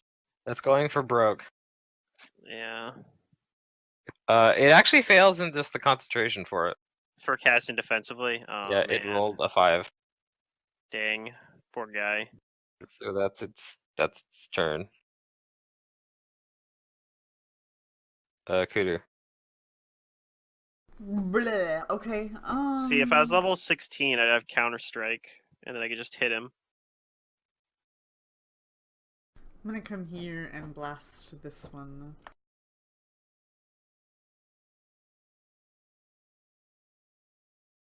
I guess it's a Magus Arcana thing you have to take. I'm trying to like find the thing that makes it so that your DC is harder for people to cast defensively, but I think it's a Magus Arcana. Does that? 23 Yeah. against this creature. 23. It's not fatigued, so unfortunately that weapon does not hit. Oh no. Okay. Scree goes flying elsewhere. It was close. Okay. I need to draw something. Okay, yeah, I guess it's a fighter feat, technically, but you can get it as a Magus Arcana as well, called Disruptive, that makes it so the DC to cast defensively is +4 when people are within your threat. But, I don't know. I'm not sure that it's, like, all that good. I don't think there's enough abilities like it that you can stack. Like, if you get some other stuff that could stack with it, maybe be worth it. Okay, well, this is pretty much, this whole area. What's he doing?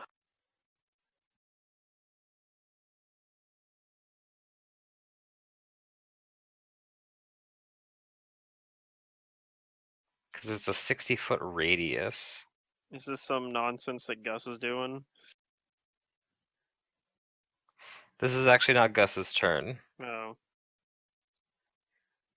It's some guy that's on the GM layer. It might be. This is not big enough, but let's see. It's like, yeah, it's freaking huge, man. 60-foot radius. Yeah, 60-foot radius is usually the whole map. All right. What happens is the light level goes down by 2 steps. Oh, whatever. What was it at before? Normal light? It just makes it darkness. Is that normal light? So it's darkness. Okay. But this is a magical darkness. It is supernaturally dark. Sure. I don't mind. And Gus is like, oh no, what's going on?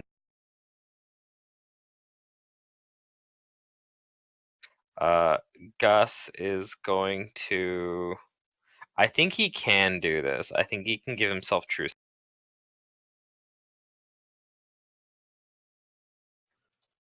Does True Sight actually help here?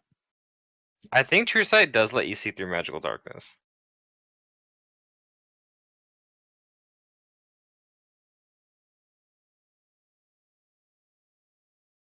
Let's see. I know it lets you see through all illusions, so. But no, wait. He has blind sense. No, blind sense is good though. He has it out to. Yeah, blind sense is really strong in a situation like this. He has it out to 60 feet. I know, because I know True Seeing lets you see through illusion. So he tells everyone else that our other extraplanar being is moving. You have to fight him after all? I don't get it. What's going on here? Jane is also unsure what to do because it's all completely dark for her. Cormac, it's your turn. You can't see anything in front of you. Well, he remembers that there was something in front of him at least. Right. He's gonna 5 foot back, and he's gonna bring light to the world. He's gonna cast daylight. Yeah. Daylight. Basically cancel out this 60-foot circle. Okay. He'll cast it on. He'll cast it on himself, so it won't be like completely. Unless it's a heightened deeper darkness, then it doesn't work. It probably is just regular deeper darkness, though. Yeah, it says daylight counters or dispels any darkness spell of equal or lower level, such as dark. That's what I'm saying. That's why it has to be heightened in order for daylight to not work. Right. Okay, you do that. I'll just remove the darkness effect.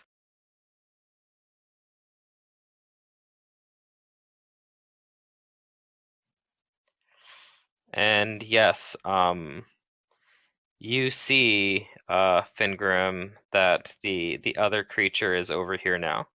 It's moved closer toward. Which one? Oh, yeah. The other invisible one. But you can see him now. You can see his invisibleness because it's not dark anymore. Yeah, I got receive visibility. Where did he move to, though? Sorry. It's over here now. You're on the GM layer. I can't see. Oh, okay. You're right. Okay, it's over here now. Okay. All right. I don't know what he's doing. Do you do anything with your move action, Cormac?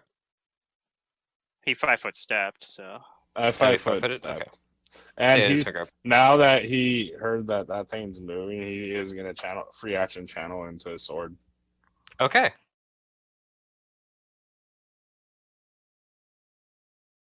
Can I just 5 foot step away from the thing? I don't know if I even want to actually. I'll 5 foot step here so I get the T-Rex a flank when I'm if I stop being nauseated.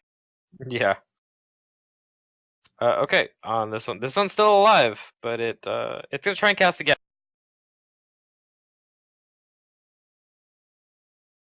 Okay, this time it is casting. Kudu. Ooh. Ooh, Okay, well, I only see the one, so I'm gonna attack it. I really don't like the sound they made, like... Was I supposed to roll another fortitude save? Oh, right, there is another fortitude save. Oh, well, let me roll that. Sorry, it's still up. Kill it! Kill it! I don't know. I don't think we all might be nauseated this round. Oh. Well, there's only one now, so it's not as There's only one now, actually.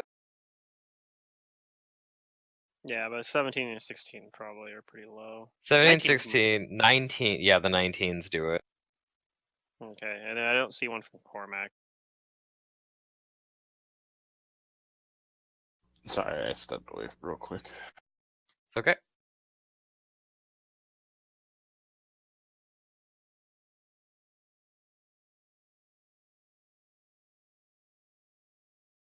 Alright, well, I mean, maybe Jane can finish it? Or the T-Rex? Oh, okay.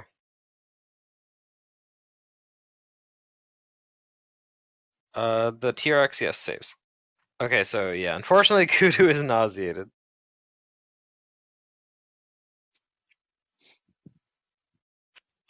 This creature is going to take its opportunity now and attack and reveal itself. It is going to go after Who's it going after? Jane. Okay. So we do just have to fight all of them. Alright, whatever.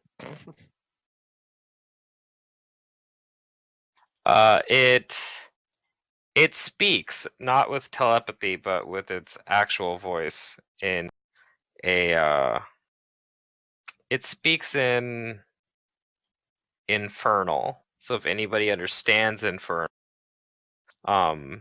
it is saying... It's saying, thank you for taking care of those meddlesome pests. Now you can join me in my revel of destruction. Ah!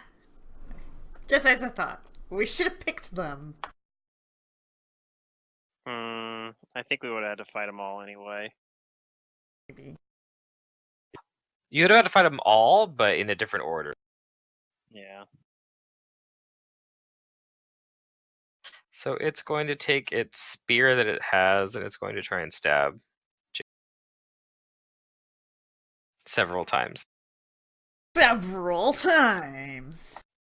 All right. Because one stabbing is not enough. Jane might get murked here, but the T-Rex can just finish off the stupid droning thing, and maybe we'll be fine. Okay, yeah. Do we Pretty know anything low. about this thing? 24? Okay, oh, man, let's see. Jane's defense is not high. No, but, all those attacks hit. Damn it, Jane! She doesn't have very much gear. What's her AC, like 18? What? 19. Oh my god. I don't think we found any good gear, like armor gear for her, really, though. She has the Lamellar that gives her a bonus on saves against things she attacks. Yeah. But yeah, 3... Well...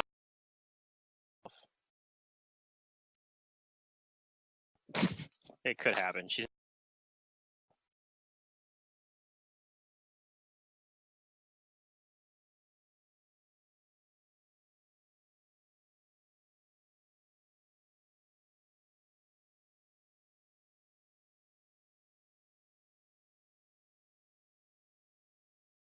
Okay, let's see. This is... ooh, that's nasty.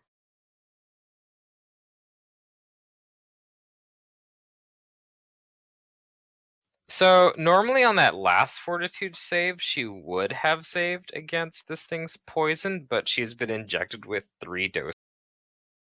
Yeah, so the DC is higher. So the DC is a lot higher. She's gonna take this much strength damage. At least extra dosages She don't takes increase the 2. damage you take. They don't increase the damage, They but just that increase it's the a really DC. high DC. Yeah. Yep, she's taking strength damage.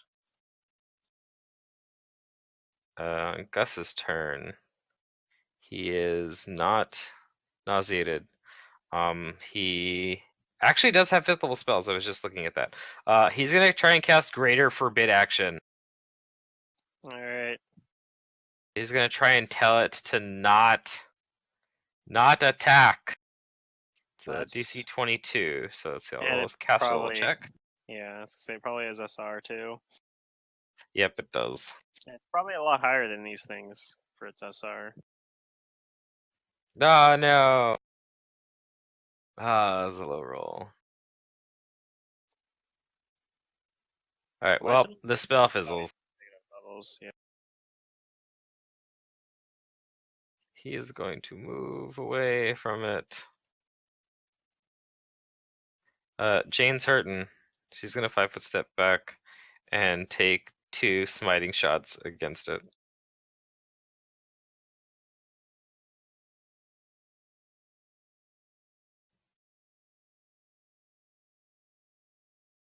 Let's see, 23, I'm pretty sure it hits. Yes, it does. And the 18 hits too, so she does some damage. For the T-Rex, have it. Oh, right, yeah, on Gus's turn. I don't know. Hopefully it does. Hopefully? Because I'd like to turn my attention. Yeah, he'll tell the T-Rex to to bite it. Also, I don't think we can really afford to have people be nauseated anymore. Like if we're fighting this thing now too. Oh wait, no. Do you want it to bite the? No, he's gonna tell it to kill the thing.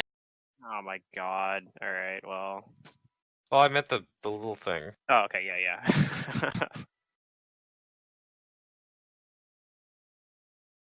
Because I mean, I don't know if he can even kill it, but we can't. I don't think we can afford to. We need every opportunity we can to not have to make this stupid. Okay, 37. Half 37 is, I think, goes at 17. So it does some damage to it. Oh, but it's still up, huh? Yeah. Well, it doesn't believe it's real. It's yeah, because our entire party got nauseated last round, basically. So, like, we can't afford to have that happen again. So it grabs it though. So at least there's that. I don't see Jane's health bar moved anywhere. Oh, that's right, because I didn't. Yeah. I see it. I rolled the damage. Yeah, how bad off is she? Oh, let's see. She took 17, 17, then 19. Yeah, she took almost 60 damage. She's good. She can probably swift heal herself. She can swift heal herself a little bit. Yeah. I don't think she can take another full round on this thing. That's why I didn't do her heal. That's 15 back. Okay, yeah, she's at 27 health. Cormac. Okay, so not great. I'm nauseated. Oh, you're nauseated, right. Do you move anywhere? That's true, you can move.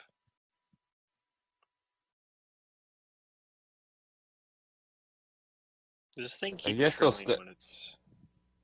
He'll step up towards it. Okay.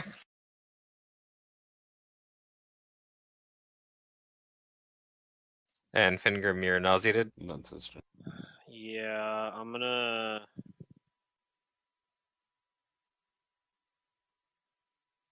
like move somewhere else. Alright, I'm gonna move up even though I'm nauseated. I'm gonna move up.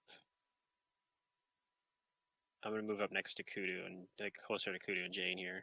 Get ready to like do something next turn. Now the my turn. Okay.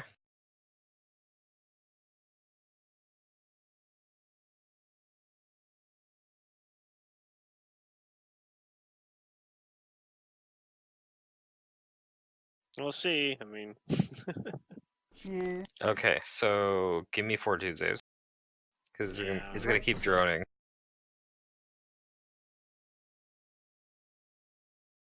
Alright, well that made it. I think that's the DC, so. Ooh, Jane did not make it. 19, yes. 28, yes. 16, no.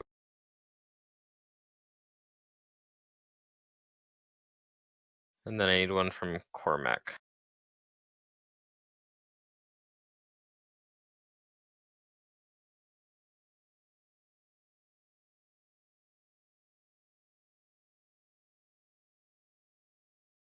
Oh. And You Cormac's did fine. it! You did it! Yay!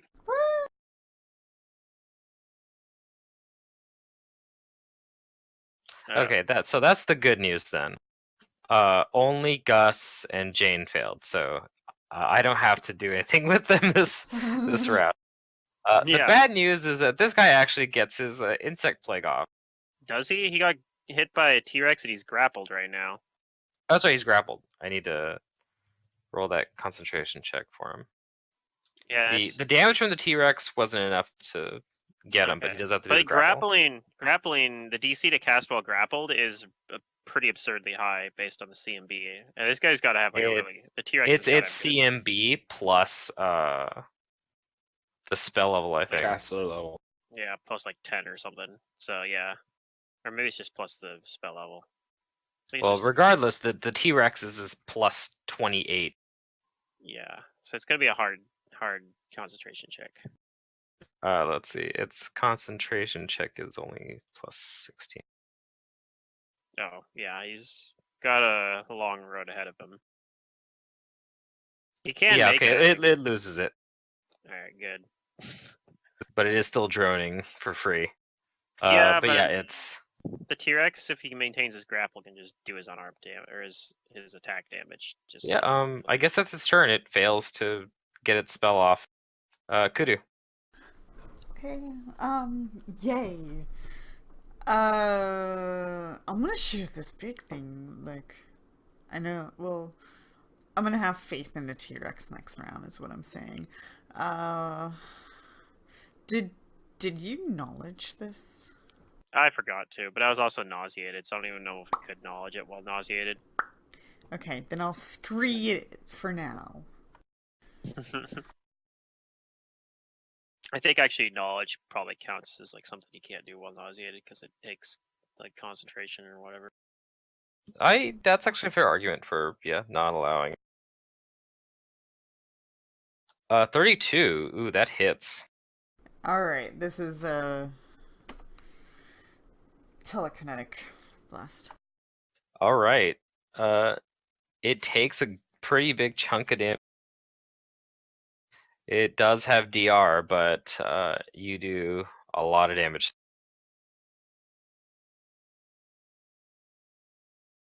Alright, is that your turn? Yeah. Okay, it's going to do more than just a 5-foot step. It's gonna move forward. That provokes. I think it wants to get there. I'm not gonna roll it as DR, so.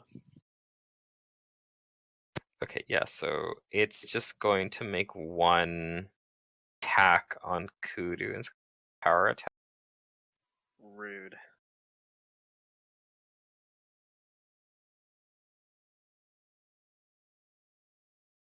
Oh, yeah, that's a lot. Okay, so here comes its attack with its spear.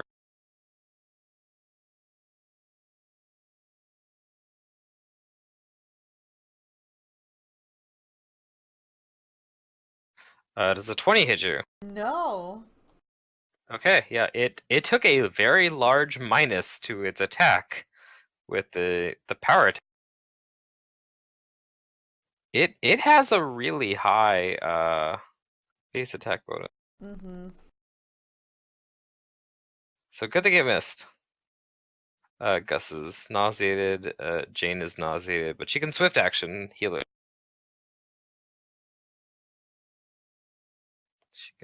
go down. She can also try and Fortitude. I guess on its turn would have been a Fortitude. Nope, she's gonna take damage again. 2 more points of strength damage. Hanging in there, but looking a lot weaker. She 5 footsteps over there. Cormac. Cormac's gonna attack this thing in Rome. He's going to do all of his normal crap. So, Destructive Smite, Power Attack, and Fierce Focus. It's wait, I didn't mean to roll that. If it rolled. No, I was actually rolling for the T-Rex to see if it confirmed its grapple while it before you're going. But I heard the roll button. I was like, I didn't press anything. Here's the roll. Okay. Oh yeah, I think you and the T-Rex are gonna kill this thing. Because it deals some damage to it. It takes a little bit from the T-Rex, and then you deal the rest of the damage. Seven of my damage is straight force too. So. Okay. That is good to know.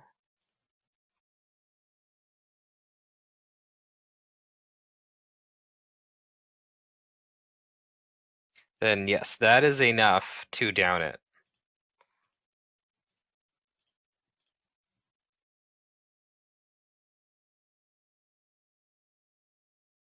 Okay.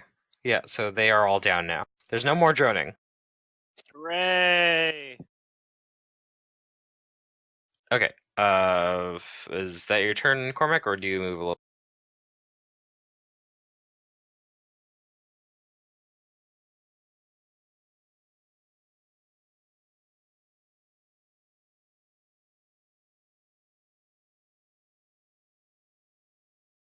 Okay, I'll move to there. Sorry.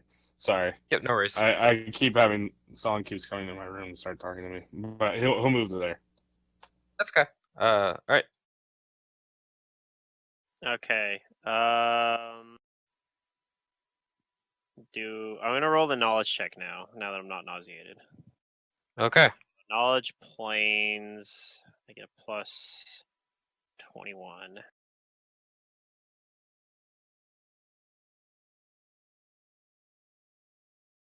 I definitely seen this token before, or like the art. Okay, 38. You can confirm that this is also a div. All right. Much like the other ones. This is called a. I don't know if you know the name, but it's out of character. It's called a gawa. Okay. Definitely don't know it out of character. Not the name, at least. These divs foul the seas and seek to bring ruin to those who dwell there. They resemble a mixture of hulking humanoid, prehistoric fish, and poisonous bottom feeder. And they are very poisonous. In their descriptions, it says they are full of poison and treachery. So its betrayal was inevitable. All right. I couldn't identify it even with Seam visibility before, so. And yet you do know that they can transfer their poison through the weapons they wield. So that spear is getting its poison ability. Mm-hmm. And it also has a natural sting too it can use in melee, but it's preferring to attack it with reach with its okay. It can also boil the seas around it, but you're not in water, so that's fine. It also has a rough hide, so striking it with like your fist or like a natural weapon would hurt you back. Okay. And its poison is pretty. It's not like deadly, but it is potent in its strength damage, as you can see. Yeah, it paralyzes you. Okay. So let's see. I wonder what the best way to attack this thing is. It has SR too, right? It has SR. It's resistant to acid and electricity. It's immune to fire and poison, but not at all to cold. You can actually hit it with cold. That's nice. But it has SR. But it does have SR, yeah. It has SR, and you can get past its DR with Cold Iron and Good. Okay. Well, and it can also see in darkness, so it could see through the magical darkness. Oh, it has like, well, some things have like dark vision, and then it has dark vision, but it has see in darkness. It has see in darkness. Okay, so it actually, it's not like the darkness demon would be like, I create deeper darkness. These are smart. It's they can see through the own. Yeah. All right, that's good to know. So might make sense to try this spell then. All right, so I'm gonna interpose myself between. Well, Kudu can 5-foot step back into like this area, so she's probably okay. So maybe I'll be okay. Maybe even just staying where I'm at. Like T-Rex can reach it just fine too. Yeah, I think I'm good where I'm at. So I'm going to try to draw this thing's attention by attacking it. I'm actually gonna go ahead and use my arcane pool this time, and I'm gonna cast. I'm gonna do spell combat, and I'm gonna cast Frigid Touch. Try to stagger it. 31 will hit it. All right, I got to roll versus SR, so that is a plus 12. Probably doesn't succeed. Ah, nope. It fizzles. Wait, do I have the two-handed thing checked? I need to turn that off. Okay. 12 damage. Okay. It takes all of it. I will say that I think you guys did this encounter the correct way. I think it's better to fight the small ones first, instead of fighting the big one. Yeah. Because it's easier to gang up on him, but if they all add into the fight if while he's you're fighting not down, and then they come in, like they could royally screw up what progress we made. Yeah. Yeah. Right, so I don't confirm the crit, but I think I hit.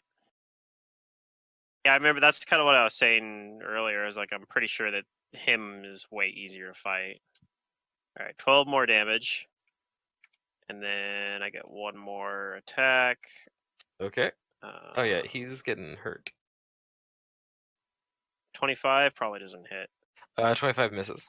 Okay, well, I'll hit him twice, so. Yep. Alright. Round 9, they're finally all down. Kudu, you're very close to him, and there's all these rocks and stuff by you. Mm-hmm.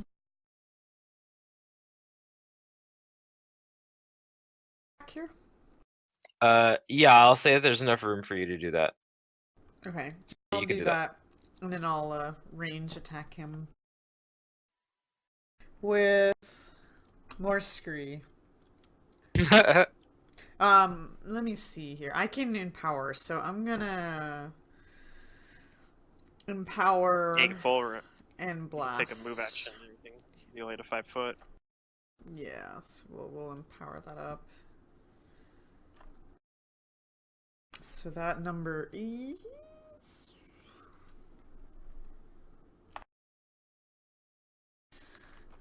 The damage is higher. That's all that did. Okay. Ooh, 32. You're rolling good on the hits though. That hit. Well, that's what I get for being out most of combat. You gotta make it count. Okay, you hit him pretty hard. Yeah, he doesn't like. He might keep going for you though. I was trying to get him. But he might keep going for you. It's fine. Okay. I have the HP he takes for the damage. And sort of. So we'll see. Jane is gonna have to fortitude here. She does not save, and she takes more strength damage. This might be the big one. Oh yeah, it was the big one for her. Does that take her out? I don't know if we're going to the next Star Stallate. or whatever this. Yep, Jane this falls day. down, prone. She has no strength anymore. Darn. No. If 5 foot step forward and it's gonna take its spear attacks, it's not gonna power attack you this time. Oh. You're too hard to hit, but it is going to take 3 spear attacks on Kudu. Okay, I have my shroud up too, so he has that concealment. But let's see if he hits first. Okay, yeah. Oof. So 20%. Is it improved critical? It's not a chance for a critical. He's using a spear, so it's a times 3, but on a 20. Well, that's why I was curious if he had improved critical. Thank God, no, he doesn't. Okay, so one attack hits. The second attack. Well, he has to. I have the 20% concealment, and he has to do that. He missed you. Yay! Concealment. And the 5 down, or 10 down. 21 misses you, right? Yeah, that misses. Okay, Yeah. so then Kudu tank. So you take all of his 10-foot reach attacks, but he is going to 5-foot bite finger. Ooh. Oh, the secondary attack on me. Okay. Yeah. He can only use his bite and sting at 5 feet. Gotcha. Yeah. So the bite is for. Yeah, it has. Okay, so plus 19. Gonna count as a secondary attack, so that's good too. Slightly lower, yeah. Oh, yeah, that's not a very good roll. All right, and he'll try to sting you with. I don't know what if he has like a tail or something, but it says he has a sting attack. All right. I guess maybe it's just part of his body. Legs or something. Like he kicks at me with his spines or something. I don't know. Yeah. That misses. Okay. Those are all of his attacks. Gus is going to try forbid action again. It's going to forbid him from attacking. Ah, 16 doesn't work. Jane is prone and can't do anything. She's paralyzed. Cormac. Oh, the T-Rex though will attack it.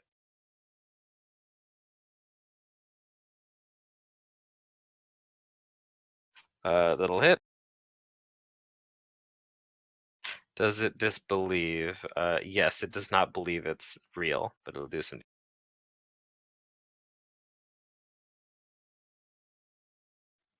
29. Okay, so let's see. That's half 14 and then minus 10.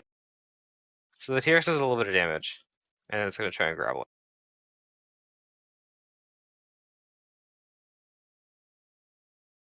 Oh yeah, that grabs it. Okay, so the Phantom T-Rex is grappling it. Doesn't that like move him next to the T-Rex too? It does. Yeah. Okay, now it's Cormac. Trying to decide if I want to use one of our big spells to get rid of it, or like actually fight it combat. Yeah, he's gonna use his big spell. Screw it. Here comes a disintegrate. I'm just tired of these assholes. Firing into melee, but he's grappled, so it's probably gonna basically cancel. It also goes against touch too, yeah, so it's not big. Yeah. Let me get my thing. Here goes the roll. Oh, okay. Is that with any penalties? No, I don't have any. No, that's just the straight roll. Okay, so it's against his touch, though, right? Yeah. Okay, so that's gonna hit. So he needs to roll me a fortitude SR though. You gotta roll versus SR. Yeah, roll me cash roll check. Oh yeah. Good thing I already had that set. 20. Hopefully that beats it. Okay, you succeed. What do you have to? What do I have to roll? Fortitude. Fortitude for partial. Ooh, it rolled good on this one. A 28 total. Yeah, that beats. But it still takes. Where's the think it takes half damage. Let me look. Oh no, the creature partially affected takes 5d6 points of damage as this damage.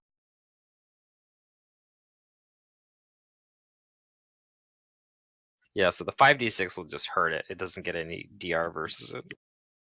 It's untyped damage. Dang, yeah, that was a good one too. Yeah. Almost got it. What it does? Yeah, that would have been. It went from dust. 23 or 26 d6 to 5 d6, which is. I'm pretty sure you would have killed it. But it's looking really bad right now. Finger. All right. I don't think I want to. Maybe I can use a level 1 spell here or something. I'm so glad I invested in spell pen. I'm gonna do spell combat, and I'm gonna 5 foot here, and I'm gonna cast. True Strike. Okie dokie. And I'm not gonna use Arcane Accuracy. I'm not gonna do Fight Defensively because he's grappled. Yep, he's easy to hit. I'm just gonna have lots of bonuses to hit. I so wish that True Strike was on my spell list. I have access to it through my domain. You can get it as a domain spell, right? I have it as a domain, but I can't quicken it. Because if I could quicken it, I could do a quicken disintegrate. No, you can quicken it. You can quicken it in a domain slot. It just uses a higher level domain slot, I think. Oh, I didn't know that. You can? Yeah, it would just take your 5th level domain slot. Oh, yeah. Okay. That's something you can do. I did not know that. That's okay. Now you know. Now you know. It's something you can do. Yeah. Yeah, that'll be right, probably what I do. Here's my first attack. That'll hit. It's a very good use of it. True Strike just to do 11 damage. It's still up. Alright, well I'll do barely. The other attack. Oh, actually that would have been plus 36. I forgot about the... I'm not doing spell combat. Or I did do spell combat, never mind. I'm dumb. I just said I'm doing spell combat. This one probably misses. Yep, 21 misses. Alright, I'll hit with one good attack. Okay. It looks like the doors of Valhalla open for Kudu. Hey, it's your time for glory. Let's see if I land this shot. Hiya! Oh yeah, you hit it. Okay. All the scree comes flying at the creature. Oh my god, that's the biggest hit yet. I'm done with this. Alright, yeah, you put him at negative like 40. I hope this weapon that they were talking about is worth it. How do you kill it, Kudu? Because it's pretty dead. Well, considering his size, maybe he actually gets like pushed up against the wall and smushed into it. So it like flies over here. Back. It's like fish-like body as impaled by all of these like really sharp stone. Everybody dies. Yeah, and you can see like its poisonous blood like oozing out of it to the ground, and its big ol' weird like fanged fish mouth like flops for a bit as if it was like struggling to breathe, and then it stops moving. Oof, well, good job everybody. Combat over. I go to check on Jane, although I'm pretty sure I know what happened. Yeah, she's flopping. Like I know about this. She's on the muscles are shriveled. So I try to like reassure her, like, okay, I think Jane's okay, but she's just poisoned. Well. Gus will go over and help pick her up, but she can basically only lean on. Yeah. She's paralyzed, basically. Yep, she's down to 0 strength. Yeah. Nothing I can do about that. Is it just damage, right? It does damage, it's not drain. So if you have lesser restoration, as long as we let the poison run its course first. Well, he could cast something that might just be able to get rid of all that. He does have heal. Heal might do it too, yeah. Yeah. Which, let me check. Let me look at it real quick. Yeah, altogether, these guys are a significant CR, but he doesn't happen all at once. It's kind of staggers them. Yeah, it's... They wait until each side looks like it's losing. Yeah. Although if you had just not agreed with either of them, it says that they will attack you. No, they just both, like, if we were like, well, we're just leaving now, they'd be like, no, you're not, buddy, you're fighting us. Yeah, I think if you had just left, they would have let you. But if like you had insulted like both of them or said like, no, you're demons, like prepare to die, like they would have all. Well, yeah, we didn't actually know they were what they were though, because we couldn't really tell. Cormac walks over to Jane and you cast the spell and touches her. You talk to them. Heal her. Anson, you handled it civilly, for the most part. You sided with one of them, which is what they wanted, and then. Yeah, I mean, this guy's response also, like I said, seemed like the one that was most likely to give us loot, because he was like, I want to let it decay normally. I'm like, all right, cool. You know what will let it decay normally is you just let me... Was he lying to us, though? With it. Maybe. What he probably wanted to do is he probably wanted to throw it into the ocean and have it rust. Yeah. But... So he probably wasn't going to give it to me anyway. But now we can just take the weapon wherever it was. You heal on Jane, and that gets rid of all of her ability damage, and she's back to...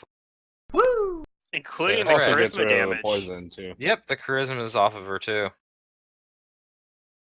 Oh. So that's good. That's pretty cool. Alright, I'm gonna go see if I could find through this She thanks you, Cormac. Mm-hmm. And Gus thanks you too. I detect magic on the ziggurat. Okay, is you're anybody detecting else magic on the ziggurat, but you're detecting it within the ziggurat. Alright, I will cautiously move into the ziggurat and see if I can find what they had in there. Back me up, guys. I'm going in. Oh, okay. Zoom out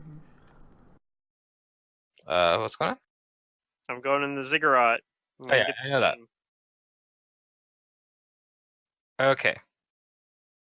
Hopefully it's not a trap that just murks you. It could happen. That would be pretty mean. They are divs, so I wouldn't put past them.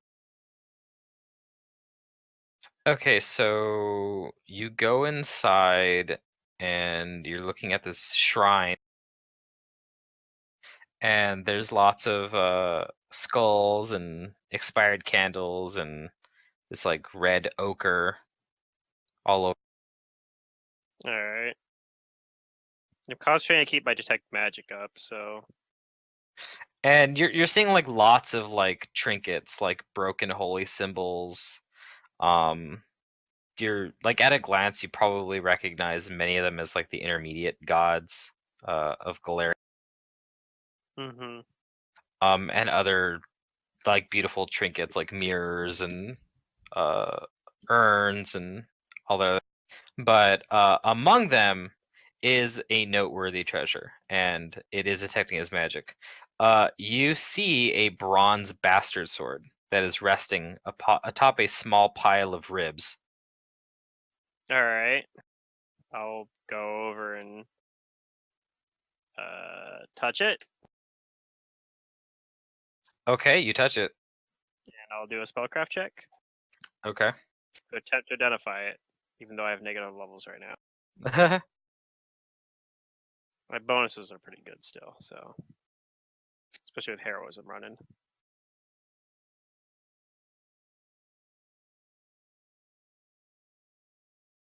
Do I know what this bastard sword does? What is your check? 34. 34? Okay. It's a vorpal sword. No. Oh. It's the Dusk or the Dawn Blade. Oh, yay. No, it's probably... What it is it's probably the real blade of what that one chick was wielding. You know that this bastard sword is pretty heavily enchanted. Alright. It is a +2 Aberration Bane Bastard Sword. Wow, that's like almost made for me. Except that it's a bastard sword, so I'm not actually proficient with it. +2 Aberration Bane. Okay. It's pretty cool. I don't know if anybody can really use this. Yeah, what's nice about bastard swords though is, oh no, you do you still have to be proficient if you use them You can two-handed? use them as a martial weapon two-handed, but that doesn't help with spell combat. But I don't know, it's not bad. Well, technically, my character could use it because I have the thing that allows me to access combat feats. But yeah, I already have maybe a I'll give it to you then. great sword. Yeah, yeah. I don't We'll take know. it. We could also sell it later too. Yeah, it's a pretty good price tag on that. Aberration Bane. All right, well. Yeah, this is this sword looks like it's made of bronze, which is a really bad material to try and make a sword out of. But because of its magical nature and make, that it's incredibly strong. It's sturdy enough to be used as a weapon. Yeah. Like it's intended to be.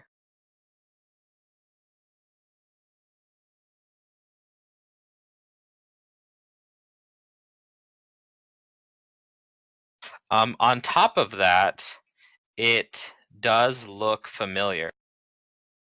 Oh? Okay. Does it look like the ghost? I pull out the drawing. Does it have that weird? Yeah. Maybe we did need this.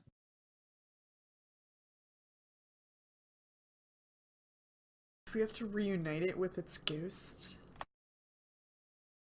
Might not even be this weapon. I'm gonna give it custom item name, old ass sword.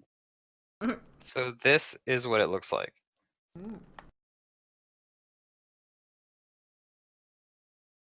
Hopefully everybody can see that that picture.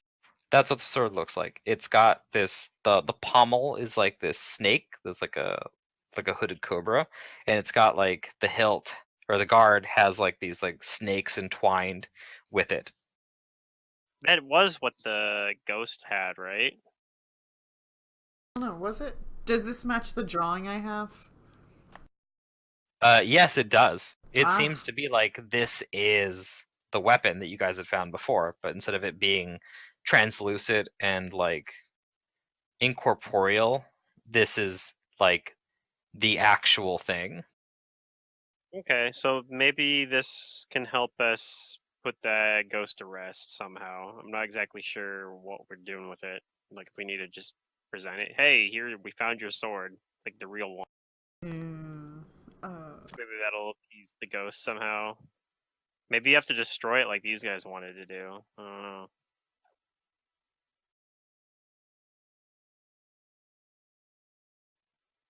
I'll bring it back out and like show it. Yeah, show it to you guys. Like, look, this is the same weapon as that ghost had.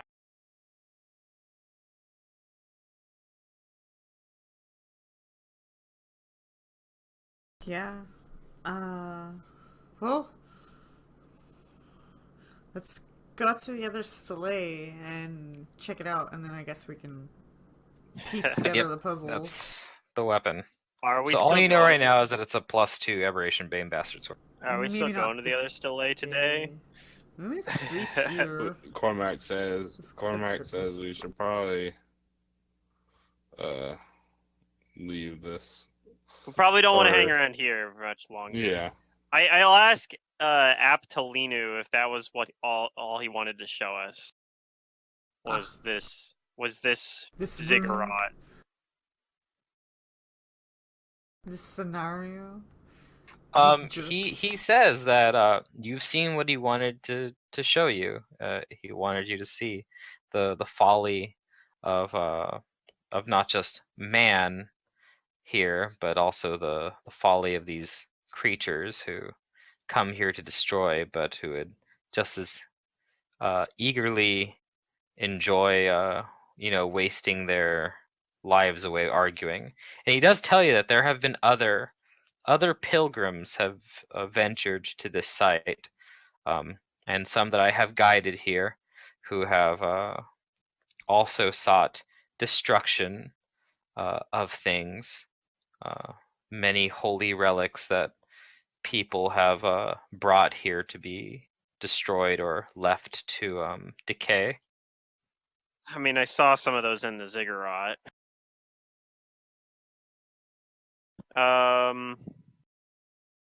God, I'm wondering if there's like something else he said that would tip us off. Now I know it's like kind of connected to that ghost. If there's anything else he said, but I can't. I've like not a good memory, I guess. But I can't remember.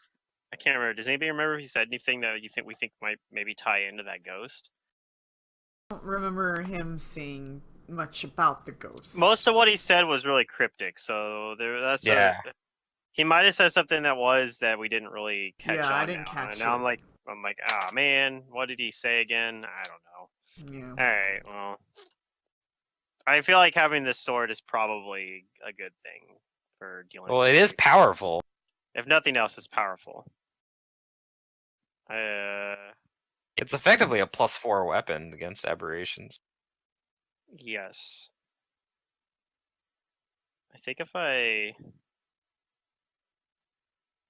wield it two-handed, it counts as a martial weapon. So for me, I can wield it two-handed with no penalties, except that I can't spell combat.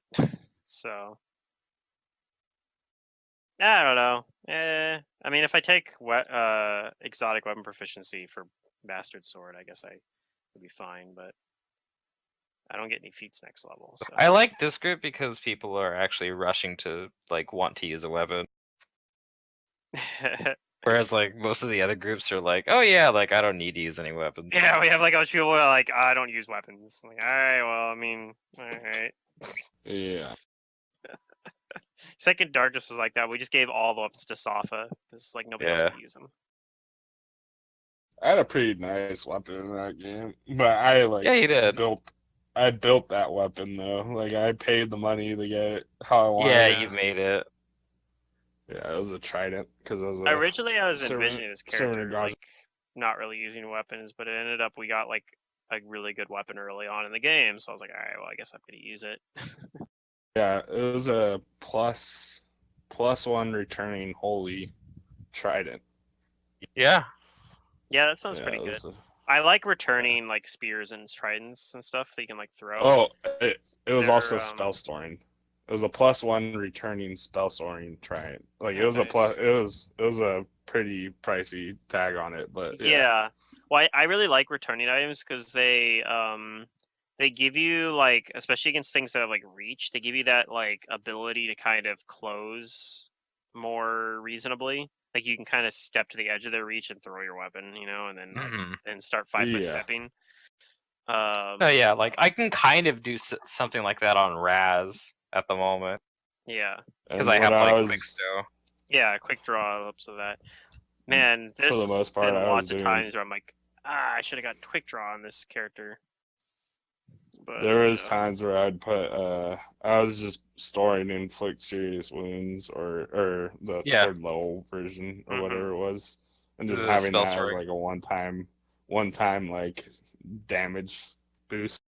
Yeah, the additional 3d8 plus like whatever damage is pretty good on the first hit. Durium had a spell storing dagger for his crazy war priest where he usually put bestow curse on it. But yeah, Abdelino will start moving again, and he points down and he says that there's more folly and failure for you to see here, if you would see it. I don't know. We've seen a lot today. I mean, I can keep going as long as I don't take like a 60 health blow. Do you want to go see what else he has to show us?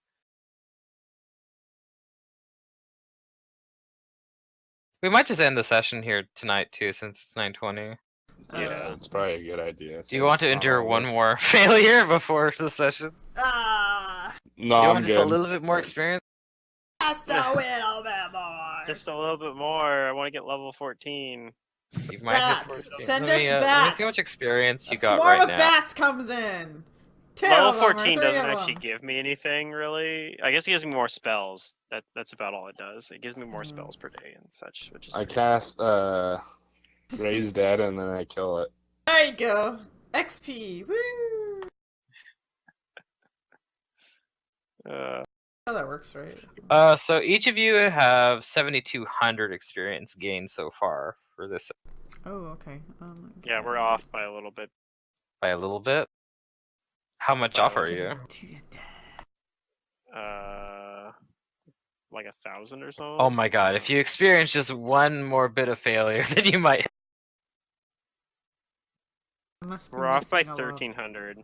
Dang, that's like nothing. Yeah. I got excited for a moment. Well, we could end tonight, and then I could say tomorrow have your level ups ready, or next week. Alright, or if you want to endure one more bit of failure, you might get it. The last one was the we might failures just of all die. mankind. This one will be the failures of divkind. Well, mankind also, because he pointed out that there are other people who travel here just to destroy things. It's a bit of a stretch. I'm calling it failures of The divkind. divs are the most recent visitors here. They've been here for a little. They've been the ones that have failed most recently here. So there was the fail. This Yeah. one we learned mostly about the failures of divkind. Plus, I they guess failed to kill us. We can continue, and if we don't like it, I can always order to recall us out of there. All right. Casting time on order to recall is I can't even remember. Yeah. It's just one action, right? All right. We'll see your failures of mankind. This is the worst museum I've ever seen. Yeah. Yeah, it's one. It is a museum of failures. Yeah. Is this? You get what you paid for, eh? Is this, I didn't pay anything, so yeah. Is this museum? All right. Well, he goes forward. A have like a meta narrative here about like. Are we continuing tonight?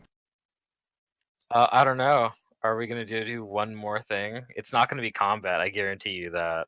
Okay, sure. Let's do it. This might hit your level 14. It's probably a haunt. I'm guessing the Death Ward from the first battle wore off. He's gonna cast the second one. Okay, you do that. He's gonna cast another one. Safe. So, do you guys follow him? Okay, I'm assuming you do. I want to follow him. He is pointing you over in this direction. I won't be in front, but yes. I'll be in front. So he's telling you that here is another failure of man trying to sequester their knowledge and other works that will inevitably lead to their own. But before you guys get there, he doesn't seem to notice. Like, he keeps walking, but you guys notice something that is like you can't not see, but he doesn't seem to see it. All right.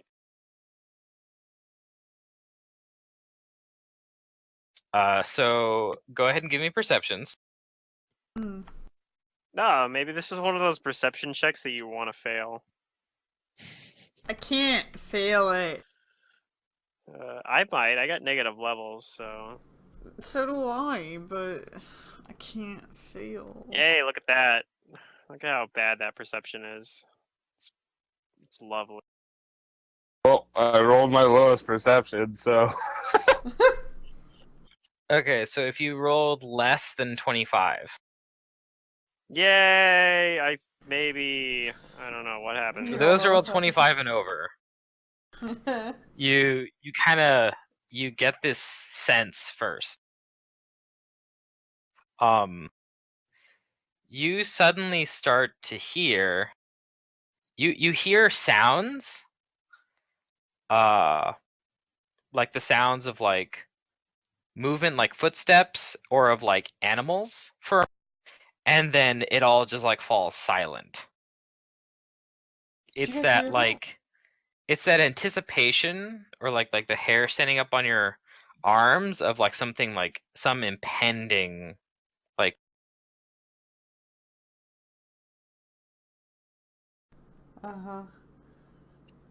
So let's see. That was okay. Gus and you are the only two that can act before this happens. So what do you do? I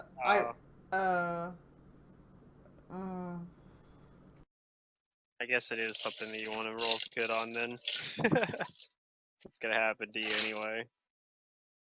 I remember though that I had a GM that made a campaign where it was actually bad to have good perception. You just get fucked by like a bunch of haunts. Yeah, I don't really know. I'm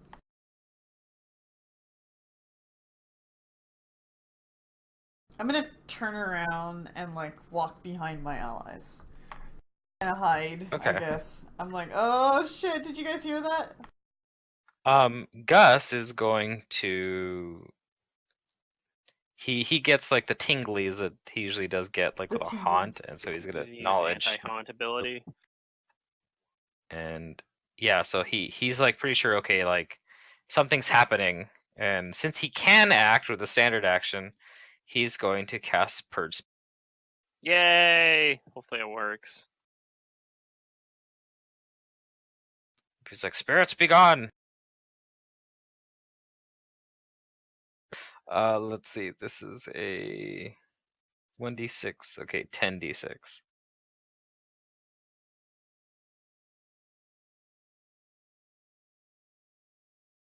Okay, so it's 37. I gotta see if the haunt saves.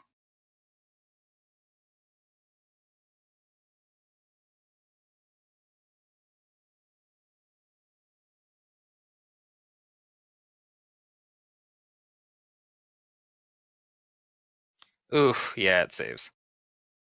But it's gonna take some damage. It takes half. So let's see, half of 37 is that 17? No.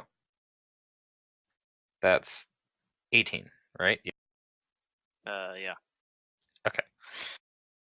So he begins to purge the dark spirits here, and he very nearly almost actually gets it in one go. This one doesn't have a lot of HP. Maybe we only have to endure one round of it then. As this triggers, time seems to crawl to a stop around everybody, and all of the collapsed buildings and scree fade from view, and everything is intact towers and a desert plain.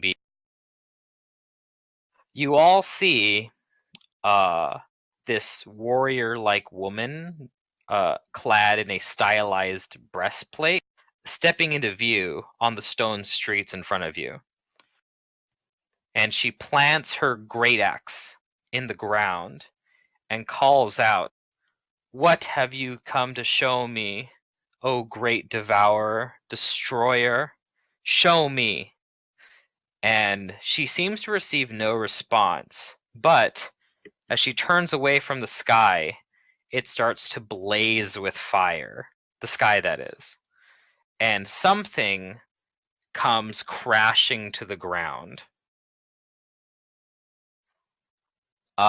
As one, the towers begin to collapse as a searing wave of fire and debris obliterates the woman.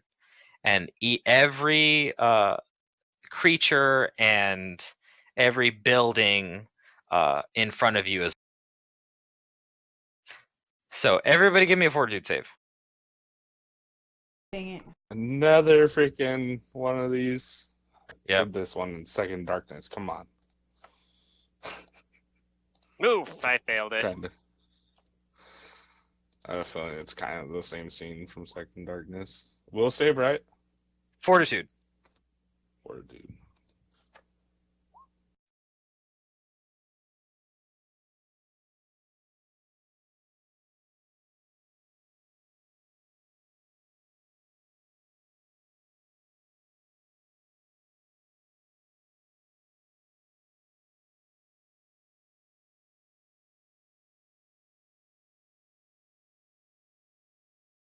Oof, okay. So we only have one person who saved so far. Yeah, it's like the last one. Is it negative levels again? It's not negative levels. Is it drain? Could be worse than that. It could be, because there's more saves and okay. So what happens is all of this crumbling debris and stuff, it buries all of it. And you're not actually being crushed by debris, but you're all suffocating. Oh no.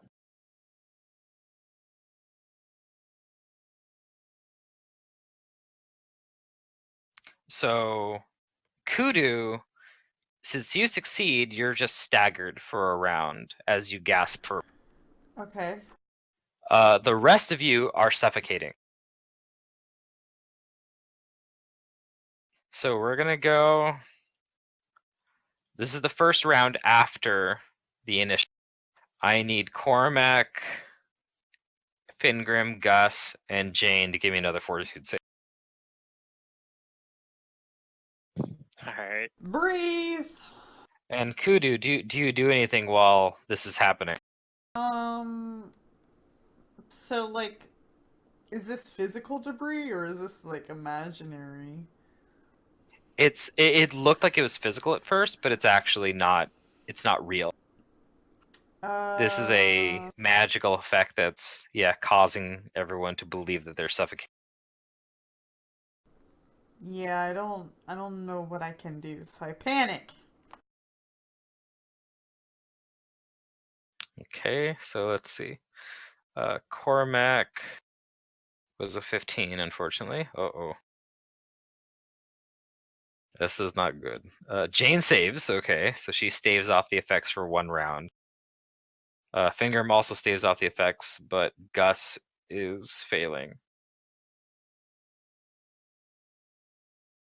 So Jane and Fingrim, you are still suffocating, but you don't suffer any effects right now. Cormac and Gus, how you guys fall unconscious and go to 0 hit. Uh-oh. Okay, second round. I need Gus, Fingrim, Jane, and Cormac to give me another 40. Okay, so those who, like, hit the ground and look like they might be at 0 hit points, can I, like, rush up and try to heal one? Yes. Okay, I'll do that. Who's the 0 HP ones? Gus and Cormac. Gus and Cormac hit 0 HP and are unconscious. Okay, Cormac and I have been through things longer, so Cormac first. So you run over to Cormac first? Yeah. And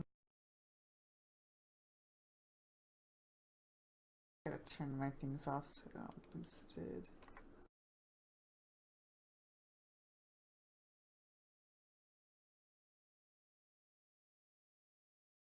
And is there any conditions on Cormac?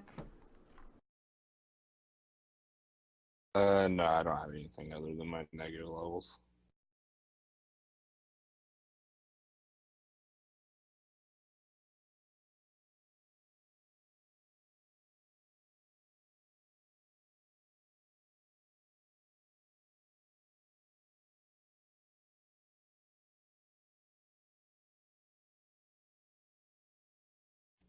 Did you do that? Yeah, all I've got is negative levels. Okay, so let's see. On this new round, okay, Jane saves, Gus saves, Fingram saves, Cormac does not save.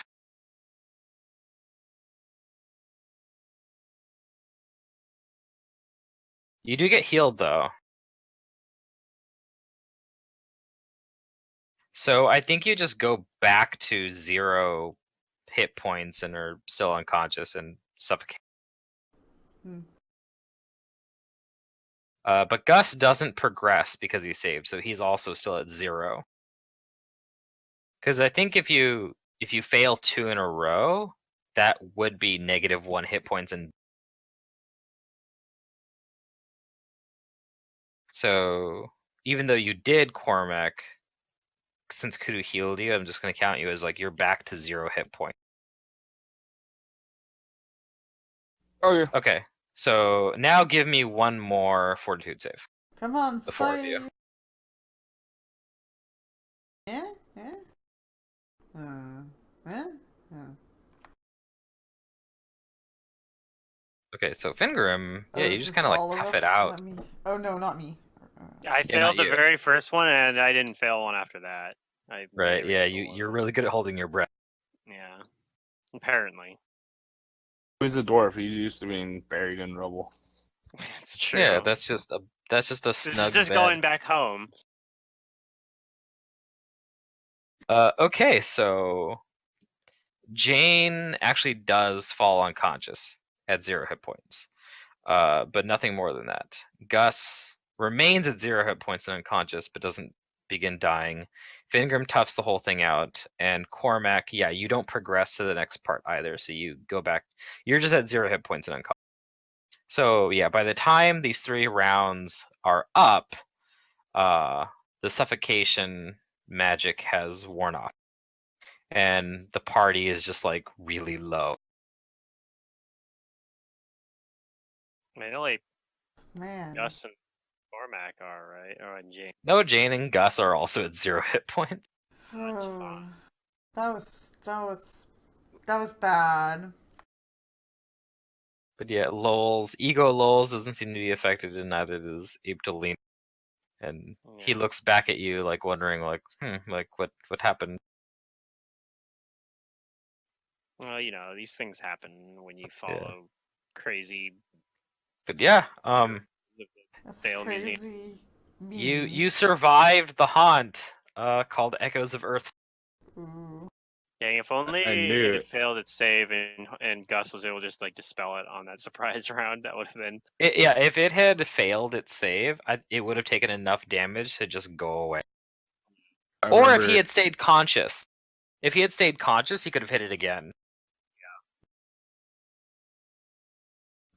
Yeah. I knew it was that because I remember my character in Second Darkness, like when the Shadow World was going through it. Yeah. He stayed at the door and so watched Pluto until like too. the last second. Pluto stayed. He was the only member of the party who was conscious, and he stayed. Actually, their dragon Razorhorn is alive. Yeah. He actually stayed with them because Razorhorn wanted to watch all the elves die. Yeah, he's like, what? Wait, we gotta watch all the elves die. And I'm like, all right, sure. Yeah. See, my guy like had a particularly the solo drow, match. they were all stuck in there. My character had like a solo match with Razorhorn. Yeah, he did. Like he did tank that dragon for like 3 rounds by himself. Yeah. Everyone else like ran away. We fought Razorhorn too, but yeah, he surrendered, and then we were like, all right, and we ended up working with him.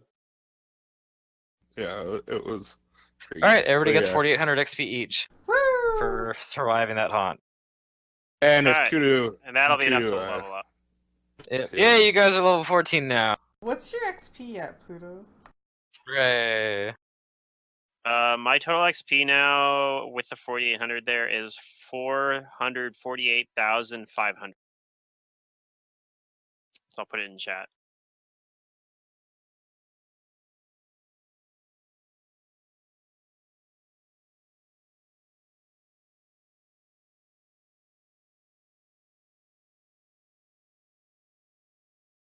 Okay. So yeah, level 14. You guys should be unlocking some pretty bitchin' things now. I get almost nothing for this level. The only Magus ability gives you for this level is greater spell combat. You know what greater spell combat does? It's another like you can take another penalty, I think, to increase your stuff. Whenever you use the spell combat ability, your concentration check bonus equal to double the amount of attack penalty taken. I don't take attack penalties. Like, I don't have to, generally. Right. I have enough other bonuses. It just makes any spell like an auto succeed. If you want to take an attack penalty, yeah, you can like definitely make any spell an auto succeed. Gotcha. But I don't know. That thing is like I also have. Don't you get like another tier of spells at this level? No, that was last level. Oh, okay. I got level 5 spells. Well, you get some more spells. So this level just gives me some more, but yeah, I don't get the next tier, which is level 6 spells, until level 16. But yeah, level 13 was when I hit. Like level 13 was a much bigger level because I got I got access to heavy armor at that level. My arcane pool went up to +4 instead of +3, and I got level 5 spells. Like there's just so much loaded on a 13. Plus you got a. But yeah, good job. You guys survived and did stuff. Gives you very little for some reason. You survived barely. After that one's pretty much a save or suck. Yeah, but yeah, you guys are on track. This book expects you to hit 15 by the end of it. Yeah.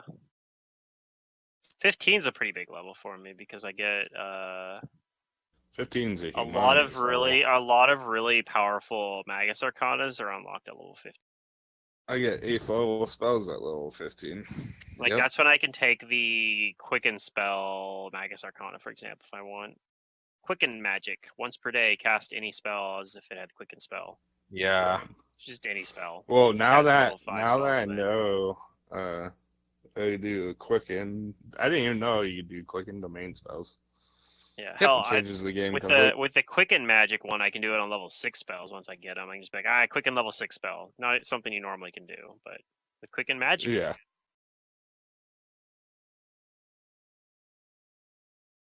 Well, I will talk to you guys next week. I'll let you know, Matt, on tomorrow. Okay. I might be able to, but we'll see because Jalen's back in town and it's his last day. So if he's busy, if he's doing stuff, then I'll probably be able to. Alrighty, yeah, no worries. All right. I'll see you guys later, and I'll see some of you tomorrow. Yep. Peace. Yeah, take care, everybody. Have a good night. Hope you had fun. Yep, had a great time. Bye. Bye.